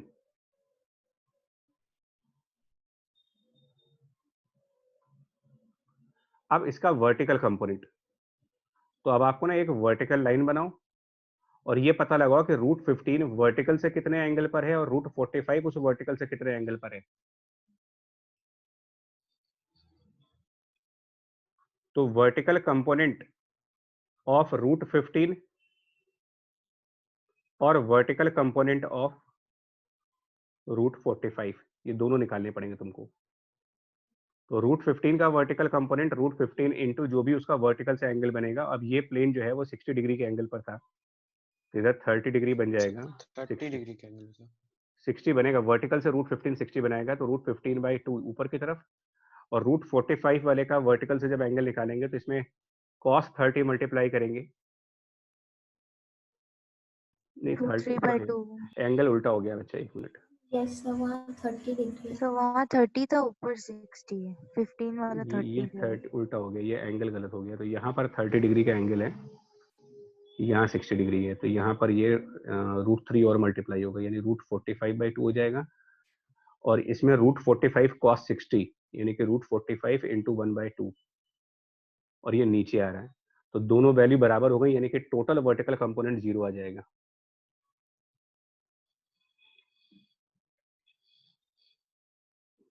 ये है कंसेप्ट इसका।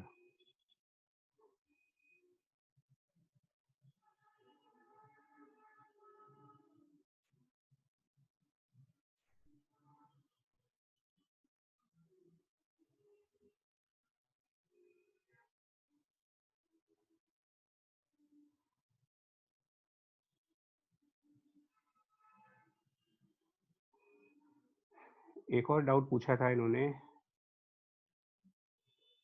ये है 2014 का क्वेश्चन। ऑप्शन बाद में देख लेंगे, पहले क्वेश्चन पढ़ लेते हैं। टेनिस बॉल ड्रॉप किया गया हॉरिजॉन्टल स्मूथ सरफेस के ऊपर। It bounces back to the original position after hitting the surface. The force on the ball during the collision is proportional to length of compression of the ball. Which of the following sketches describe the variation of kinetic energy and the time t most appropriately?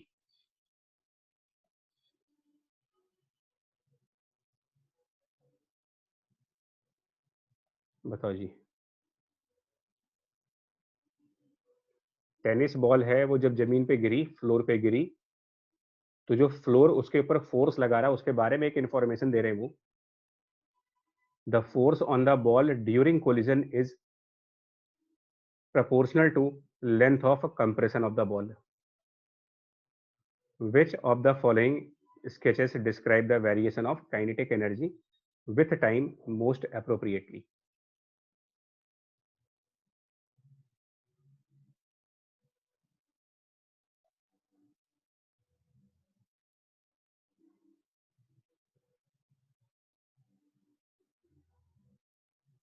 बोलो जी।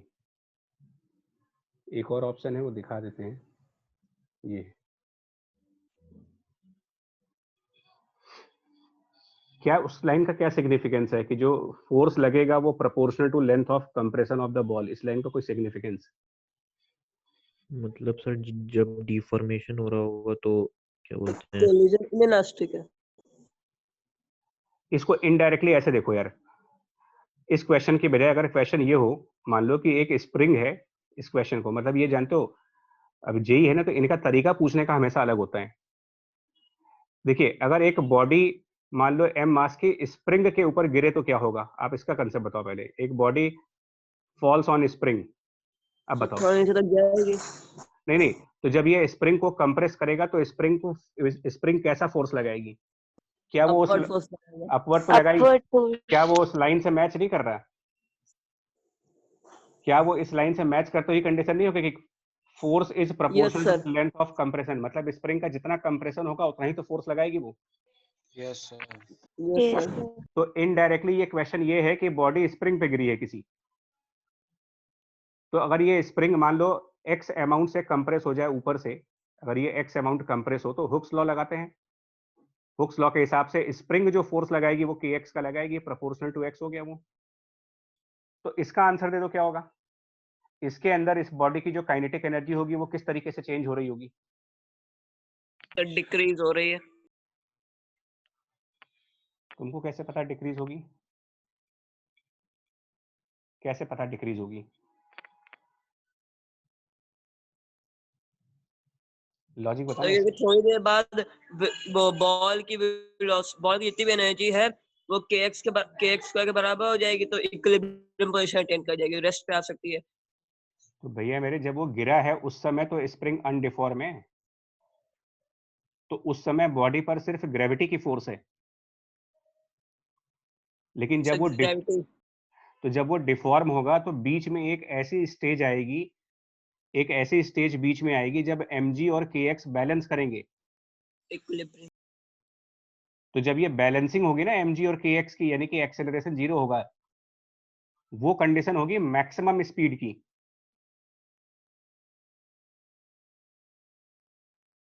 क्योंकि इस point से पहले कौन सा force ज्यादा है?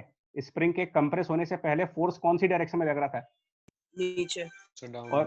और मोशन किस तरफ हो रही थी? नीचे। तो जब दोनों ही डाउनवर्ड है, मोशन भी डाउनवर्ड है, फोर्स भी डाउनवर्ड है, तो बॉडी की स्पीड बढ़ेगी या स्पीड कम होगी उसकी? सब बढ़ेगी। तो इसका मतलब पहले वो मैक्सिमम वेलोसिटी तक जाएगा, यस सर। फिर उसकी वेलोसिटी रिड्यूस होगी।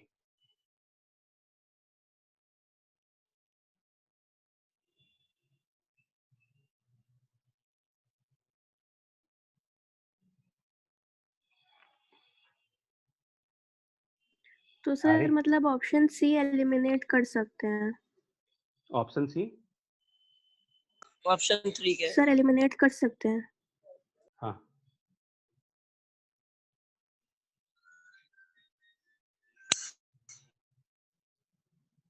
और काइनेटिक एनर्जी ऊपर से आपको टाइम के साथ चाहिए। एक और कहानी है, सबसे बड़ा प्रॉब्लम ये है कि टाइम के साथ चाहिए। देखिए लीनियर तो नहीं होगा, ये 100% श्योर है। लीनियर इसलिए नहीं होगा, तो 4 भी एलिमिनेट कर सकते हैं।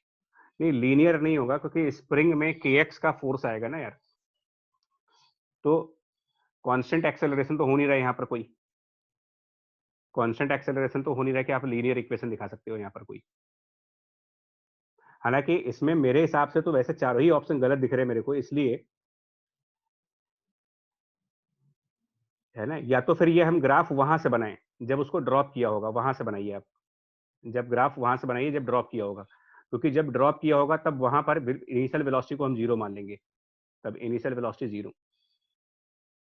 हाँ ठीक है, तो ड्रॉप तो किया ही है। यस सर, वरना हाँ कहीं ना कहीं ऊपर से शुरू होगा ग्राफ। हाँ नहीं, वो एक लाइन छुप गई थी, वो दिखी नहीं है, हमें ड्रॉप किया है तो u 0 है, ठीक है कोई बात नहीं, इनिशियल वेलोसिटी 0 है, उसके बाद पहले वेलोसिटी बढ़ेगी फिर वेलोसिटी कम हो जाएगी, और ये सब कुछ नॉन लीनियर होगा, ये 100% श्योर रही है, क्योंकि स्प्रिंग का फोर्स वेरिएबल फोर्स की कैटेगरी में जाता है, कांस्टेंट फोर्स कैटेगरी में नहीं आता है।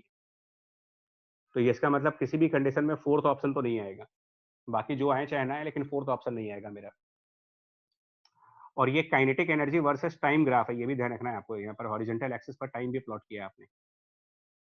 तो एक और चीज बताओ, काइनेटिक एनर्जी की वैल्यू होती है हाफ एम वी स्क्वायर, इसको डिफरेंशिएट करोगे तो D K by D T, half M V square differentiate करेंगे 2v into D V by D T, implicit function के हिसाब से ये चीज, यानी ये बन जाएगा mass into velocity into acceleration, और mass into acceleration, mass into acceleration force हो गया, और फोर्स किसी भी टाइम पर इसमें नीचे की तरफ mg लगेगा और ऊपर की तरफ kx लगेगा, तो mg minus kx into v कुछ ऐसा बनेगा ये।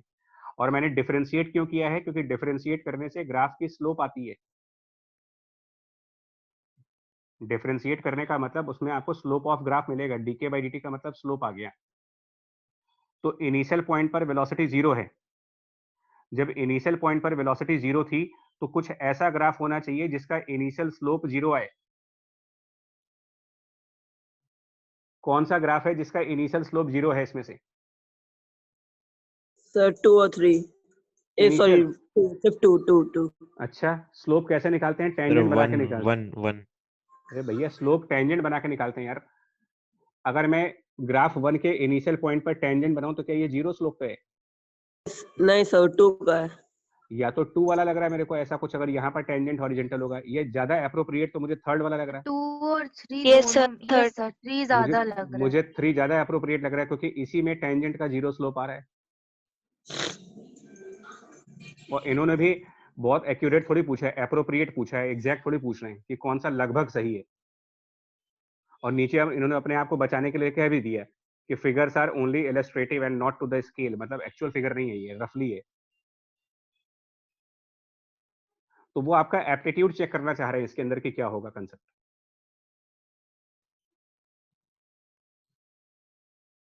सर वो वाली line it bounces back to its original position after hitting the surface का कोई यूज नहीं है? नहीं, वो ये है कि दोबारा उसकी काइनेटिक एनर्जी 0 हो जाएगी। और देखो, एक बार mg इक्वल टू kx होगा ना, बीच में mg और kx बैलेंस हो जाएंगे, तो जब mg और kx बैलेंस होंगे तो उस समय वेलोसिटी तो मैक्सिमम होगी, लेकिन mg और kx के बैलेंस हो जाने पर फिर से 0 स्लोप आ जाएगी। काइनेटिक एनर्जी फिर से 0 स्लोप स्टार्ट में तो पहले भी 0 स्लोप है, बीच में भी 0 स्लोप है, ध्यान देखिए बीच में, और आखिरी में फिर 0 स्लोप आ रही है। ठीक है नहीं बच्चा, गाना बंद करो। ये 82 क्वेश्चन, ये जेई 2014। रिसेंट ईयर्स में जेई का क्वेश्चन पेपर डिफिकल्ट होता गया है, मतलब बहुत ही कंसेप्चुअल और लॉजिकल होता चला जा रहा है। पहले का फिर भी आसान था, उसमें न्यूमेरिकल आते थे, अभी तो क्या है ना, पूरा दिमाग लगाने को आ रहा है।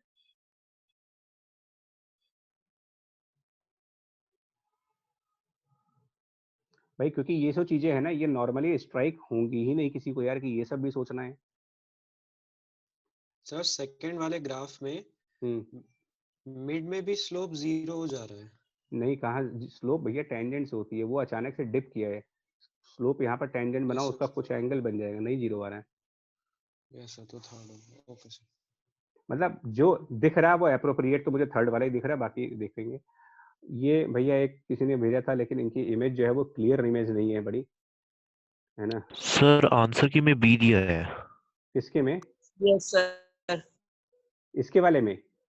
Yes sir, second option. Yes sir. इसके दे वेरी सर वो थोड़ा ग्राफ का स्ट्रक्चर सर अलग सा बना हुआ है, मतलब सर, मतलब वो समझ में नहीं आ रहा कौन सा एक्यूरेट है। हाँ, वो हो सकता है कि भाई ये इसमें, एक काम करो, मैं आपको बता रहा हूँ, मैं भी चेक कर लूंगा, जेई की ऑफिशियल वेबसाइट पे जाकर के इस पेपर को देखेंगे। जानते हो? सर मैंने तो सर पुरानी आर्काइव से देखा था एक, उसमें भी यही बना एग्जैक्टली सेम फिगर। मैं इन पे ट्रस्ट नहीं करता, यस सर यस सर। मैं ऑफिशियल वेबसाइट को ही ट्रस्ट करता हूँ, क्योंकि ये क्या होता है ना, कंप्यूटर ऑपरेटर डायग्राम्स बनाते हैं यार, तो वो अपने हिसाब से उनको उनको कर्व का थोड़ा सा भी सिग्निफिकेंस नहीं है कि हल्का सा भी तुम कर्व घुमा दोगे तो हमारे लिए तो मतलब बदल जाता है उसका, है ना। तो एक बार हम भी वेरीफाई करेंगे, फिर चेक कर लेंगे इसको, बट इसमें कंसेप्ट लगने आपके यही है, क्योंकि बी और सेकंड और थर्ड में हल्का सा, सेकंड में भी यहाँ पर स्लोप जीरो वाला कंसेप्ट लग रहा है कुछ, भगवान जाने क्या है इसमें यार।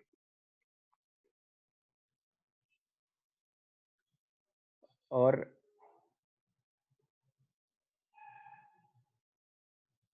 पता नहीं क्या है, वो देखना पड़ेगा इसमें। सेकंड वैसे चलो देखेंगे बच्चा, ऑफिशियल आंसर की वेबसाइट पे चेक कर लेना, जेई की जो वेबसाइट है ना उस पर देखिएगा जा करके, जेई एडवांस डालिएगा ऑफिशियल पेपर्स, उसके अंदर भी आंसर किए होंगे। इसको जल्दी से देखें यार, इसमें इसमें भी एक बॉडी इंक्लाइंड प्लेन पर थीटा एंगल पर आई है। अब यार क्या है भैया, तुम इमेज थोड़ी सी ब्राइट करके भेज दिया करो यार तुम लोग। भैया जिसका डाउट है वो है अभी नहीं है? सर है। अच्छा हो अब, चलो। तो इसमें ये बॉडी क्या है, ये यू क्या दे रखा है यहाँ पर, ये हमको विद स्पीड, अच्छा ये यू स्पीड है, थीटा एंगल है, तो इसमें यार वो यस लगाओ ना, ये लगाओ, ये वाला एंगल थीटा हुआ अगर, तो इसमें भी वही कंसेप्ट लगेगा। इसमें वेलोसिटी का downward component u cos theta और horizontal component u sin theta है। अब जब ये बॉडी रीबाउंड करेगी तो क्लास का लेक्चर याद करिएगा, u sin थीटा में तो फर्क नहीं आएगा कोई, लेकिन u cos थीटा जो सरफेस के परपेंडिकुलर है, इसको हमने कहा था बार बार, अभी भी पीछे कहा था, इसमें e मल्टीप्लाई किया करो। अब इसके बाद ये प्रोजेक्टाइल करके वापस इधर आएगा, तो इसकी जो रेंज आएगी ना, प्रोजेक्टाइल की जो रेंज का भी फॉर्मूला आपसे कहा था, उसमें हॉरिजॉन्टल वेलोसिटी जो कि u sin थीटा है, और 2 times 2 by g into vertical velocity. EU cos theta. हाँ, ये फॉर्मूला इस तरह, आप लोग क्या होता है, रेंज का एक रटा रटाया फॉर्मूला है, मैं इसको इस तरीके से भी बोलता हूँ, 2 बाई जी इंटू वेलोसिटी का into horizontal vertical component. component and horizontal yes component। Sir horizontal collision में तो यही फॉर्मेट ज्यादा अच्छा है। और अच्छा एक बार और हुआ है, 2 कंजिक्यूटिव प्रोजेक्टाइल की बात की गई है, तो एक बार तो हो गया भैया, इसमें एक और कोलिजन है अभी, इसके बाद ये फिर कोलाइड करेगा, तो ये भी बच्चा लेक्चर में डिस्कस हुआ था कि जब तो ऐसे GP बनती है। जीपी बनती है, इसके बाद वाला जो रेंज आता है वो पहले वाले में ई मल्टीप्लाई करके आता है, प्रीवियस रेंज में ई मल्टीप्लाई करके। ये तो क्लास का ही रेजिस्ट्रेशन है भाई, एक बार देखना है इस क्लास के एग्जांपल में, इसको डिस्कस हुआ था कि टाइम ऑफ फ्लाइट का भी रेशियो निकाला था, हाइट का भी रेशियो निकाला था। और ये क्या है, इसमें क्या है, अब सिलेंडर है, cylindrical hall has a smooth horizontal floor, a ball is projected along the floor from a point on the wall. अच्छा, making angle theta with the radius through that point, the ball returns back to the initial point after 2 impacts with the wall। ओहो भाई साहब, ये question जो है ना, ये थोड़ा तुमने वैसा वाला पूछ लिया है, कोई बात नहीं, इसके लिए हमको बनाना पड़ेगा एक सिलेंडर टाइप का।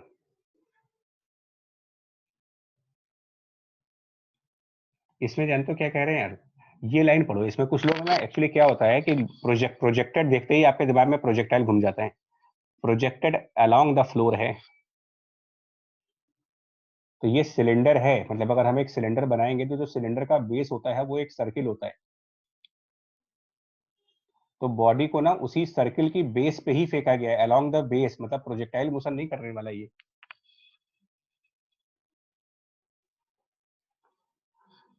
आ रही बात समझ में कि ये प्रोजेक्टाइल नहीं है, ये फ्लोर के अलोंग चलेगा, यस सर फ्लोर के अलोंग।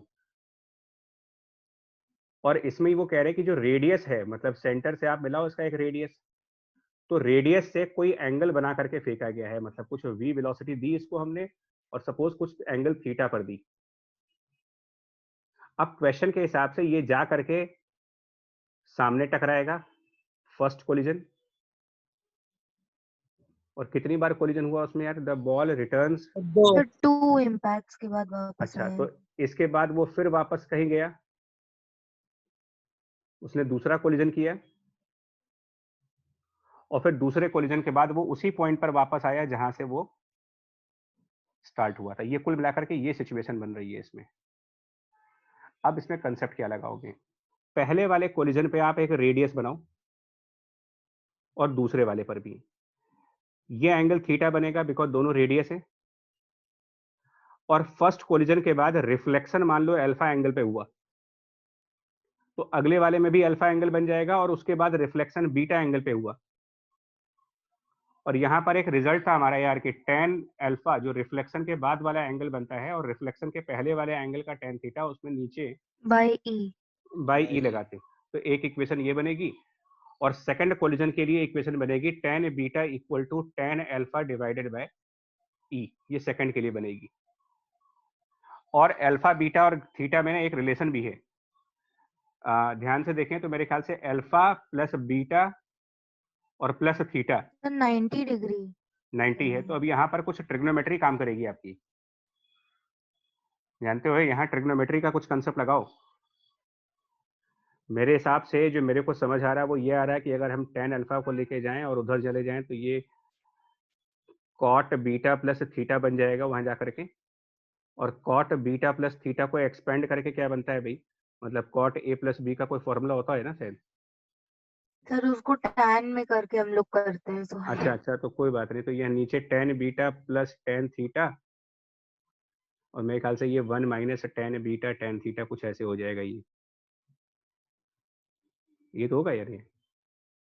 और हाँ, और tan बीटा को tan अल्फा अपॉन ई लिख दो और tan थीटा को e इंटू tan अल्फा लिख दो। मतलब tan थीटा को भी tan अल्फा के फॉर्म में लेके जाओ और tan बीटा को tan अल्फा के फॉर्म में। मतलब सब कुछ tan अल्फा के फॉर्म में लाओ तो वो tan अल्फा सब कैंसिल हो जाएगा। समझ में आया? जहां tan बीटा है उसको हटा देना, उसको लिखो tan अल्फा अपॉन ई। और जहां tan थीटा आ रहा उसको लिखो e इंटू tan अल्फा। तो tan अल्फा माइनस जो भी बनेगा वो कुछ tan अल्फा अल्फा कुछ कैंसिल होंगे उसमें से जो भी है। और नहीं होंगे तो उन्होंने tan स्क्वायर थीटा पूछा है। अच्छा, उस पर तुमने ध्यान नहीं दिया कि पूछा क्या? इन्होंने tan स्क्वायर थीटा पूछा भैया। तो थीटा को थीटा लाना है। एनीवे देख लेना यार, ट्रिग्नोमेट्री लगाइएगा थोड़ी सी। मतलब इसी तरीके का कुछ ना कुछ दिमाग लगाओ, यूज कुछ कर लो ट्रिग्नोमेट्री का कंसेप्ट, किस तरीके से आप tan स्क्वायर थीटा ला सकते ओके सर, यही एक्सप्रेशन नहीं आ रहा था। हाँ, लॉजिक। नेक्स्ट देखो जल्दी से यार। एक क्वेश्चन इन्होंने ये पूछा है, ये एरोडो का क्वेश्चन है एक, हालांकि ये दूसरे चैप्टर का है बट उसको भी डिस्कस कर लेते हैं। ये फिगर टॉप व्यू दिया जा रहा है, मतलब एक्चुअल में ये फिगर ऐसे है। अगर इसका रियल फिगर देखना चाहोगे तो ये एक्चुअल फिगर कुछ इस तरीके का है। मतलब एक हॉरिजॉन्टल सरफेस है। सर ये किया तो सर मैंने, तो इसमें सर वर्क एनर्जी वो सब ज्यादा लग ही नहीं रहा सर, केवल काइनेमैटिक्स है इसमें। हाँ, मतलब इसमें बहुत, हाँ दिखा देते हैं आपको, यहाँ पर सिलेंडर रख के दिखा देते हैं ये किस तरीके का फिगर है। तो इसमें ये क्या कह रहे हैं ना कि यहाँ पर एक स्ट्रिंग है ऐसे और ये फ्लोर के अलोंग कोई पार्टिकल है। मतलब ये फिगर आपको टॉप व्यू दिया हुआ है। यहाँ पर कोई ऑब्जेक्ट है जिसको v0 वेलोसिटी दी, इसकी ये लेंथ L0 है और ये सरफेस पर रखा गया, वहां फ्रिक्शन भी नहीं है। पहला कंसेप्ट इसमें ये लगाना है तुम्हें, फर्स्ट कंसेप्ट, वर्क कौन करेगा यहाँ पर? सर करेंगे तो फोर्सेस पर 0 होगा वो सबका। कोई है ही नहीं एक्चुअली। देखिए यस सर, ग्रेविटी और नॉर्मल बैलेंस हो गए, टेंशन फोर्स का वर्क आता नहीं है। याद करिए आप लेक्चर को, work done by tension force 0। Sir, system पे 0 हो जाता है। तो यहाँ पर कोई वर्क नहीं है और जब वर्क नहीं है तो चेंज ऑफ काइनेटिक एनर्जी 0, यानी इस पार्टिकल में स्पीड कांस्टेंट रहने वाली है। इस पार्टिकल की स्पीड नहीं बदलेगी। और फिर वो जो थ्रेड है वो क्या हो रहा है यार? ये क्वेश्चन पूरा नहीं है मेरे ख्याल से, जिसने भेजा था उसने आधा ही भेजा है। ये सर v0 के बाद कुछ लिख पाएंगे। सर वो पूछा होगा सर क्वेश्चन में कि कितने टाइम में वो पूरा वाउंड अप हो जाएगा सर वो स्ट्रिंग उसमें। एनीवे देखो, हाँ उसमें ये पूछा है कि ये कितना, मतलब धीरे धीरे ये स्ट्रिंग रैप हो रही है इसके चारों तरफ। तो ये स्ट्रिंग इस सिलेंडर के चारों तरफ ऐसे लपेटती जाएगी। तो ये चलेगा अभी भी v0 स्पीड से ही। अब अगर आप ये मान लो कि इसमें, इसी को अगर आप उस गिवन फिगर में दिखाओगे तो गिवन फिगर में ये स्ट्रिंग इस सिलेंडर के चारों तरफ ऐसे रैप कर जाएगी और उसके बाद बचा हुआ पोर्शन इसका यहाँ पर होगा, रिमेनिंग पोर्शन, और ये बॉडी अभी भी v स्पीड से चलेगी। तो इसको अगर हम बड़े फिगर में दिखाएंगे ना यार, बड़े फिगर में, तो हम ये दिखाते हैं कि स्ट्रिंग थीटा एंगल से घूम चुकी है, मतलब जो स्ट्रिंग पहले ऐसे थी हॉरिजॉन्टल, वो बाद में यहाँ पर ऐसे आ गई। तो अगर वो थीटा एंगल सिलेंडर के चारों तरफ टर्न हुई हो, थीटा एंगल, तो ये लेंथ आर्क लेंथ वाले फॉर्मूले से निकाल सकते हो। अगर स्ट्रिंग सिलेंडर के सेंटर पे थीटा एंगल सबटेंड कर रहा हो, सिलेंडर के सेंटर पे, तो कितना लेंथ इस सिलेंडर की सरफेस पर गया, ये आर्क लेंथ वाले फॉर्मूले से निकाल सकते हो, रेडियस मल्टीप्लाइड बाय एंगल वाले से। यानी r इंटू थीटा लेंथ उसका सिलेंडर के ऊपर लपेट गए, सिलेंडर के चारों तरफ आ गया, तो जो उसका फ्री लेंथ है, जो लेंथ फ्री बची उसकी, जो सिलेंडर, हाँ, तो अब क्या करेंगे सुनो, v not divided by free length, v not divided by free length, ये सर्कुलर मोशन का वो कंसेप्ट लगाओ कि एंगुलर स्पीड बराबर v डिवाइडेड बाय रेडियस, और ये ओमेगा की वैल्यू हुई एंगुलर स्पीड की, जिसको कि हम d theta divided by dt भी कर सकते हैं। और यहां से l naught minus r theta into d theta divided by equals to v naught d t, सीधा सा ये रूल।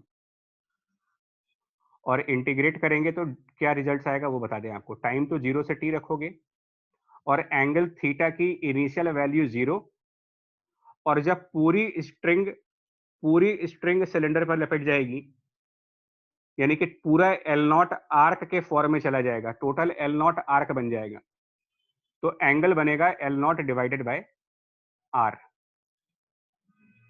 आर्क लेंथ वाला फॉर्मूला लगाना है आपको कि जो ये पूरा एल लेंथ है, जब ये पूरी एल लेंथ सिलेंडर के चारों तरफ एक सर्कुलर आर्क में चली जाएगी, तो angle subtended by the arc at the centre length of arc के फॉर्मूले से निकाल सकते हैं। और इसको सर मैंने इसको थोड़ा डिफरेंट तरीके से किया था। क्या किया था बच्चे? सर मैंने इसको वेलोसिटी ऑफ अप्रोच से किया था। सर मान लीजिए जो सिलेंडर होगा उसके सिलेंडर के बेस का कुछ ना कुछ पक्का से सेंटर होगा, तो जैसे जैसे वो जो पार्टिकल उसके अराउंड घूमेगा तो धीरे धीरे सेंटर को अप्रोच करने की कोशिश करेगा। बिल्कुल। सर कोई इंस्टेंट मैंने कंसीडर कर लिया अल्फा एंगल पे मतलब बनाते हुए, तो उस पे मैंने निकाल लिया कि जो वी नॉट का कंपोनेंट है towards the centre of the base, वो निकाल लिया, और इंस्टेंटेनियस डिस्टेंस निकाल लिया सर पाइथागोरस थ्योरम का यूज करके, मतलब उसमें मैथ्स थी सर। तो उस इंस्टेंटेनियस डिस्टेंस को डिफरेंशिएट करके हमें मतलब फाइनली मिलना, तो हमें वेलोसिटी ऑफ अप्रोच है टुवर्ड्स द सेंटर इक्वेट कर दिया, तो सर वो जो आपने इक्वेशन बनाई है वो सेम आ गई थी। ठीक है, अप्रोच वाले कंसेप्ट से मतलब आपने सेंटर के फ्रेम में देखा है इसको? यस सर है ना, मतलब सिलेंडर के सेंटर के फ्रेम में, और हम ये कह रहे हैं कि ये जो सिलेंडर है ये एक्चुअली रोटेट हो रहा है, मतलब इसकी जो रस्सी है वो टर्न हो रही है, तो ये एक तरीके से रोटेशनल मोशन टाइप की चीज हमने मान ली, और उसको एंगुलर इसका सीधा सा कंसेप्ट लगा दिया इसमें। तो ये है, और बस ये नहीं था, एक ही डाउट था। तो ये थे टोटल डाउट जो अभी आपके इस सेशन के थे, कंप्लीट हो गए। जितने लोगों ने पूछे थे, मतलब जितने डाउट मेरे पास आए थे वो सब कंप्लीट हो गए इसमें। ठीक है। Excuse me sir. सर वो सर आप केवीपीवाई के लिए सर वो 12th के कुछ टॉपिक्स बता देंगे सर जो पहले करने चाहिए? एक सेकंड बच्चे।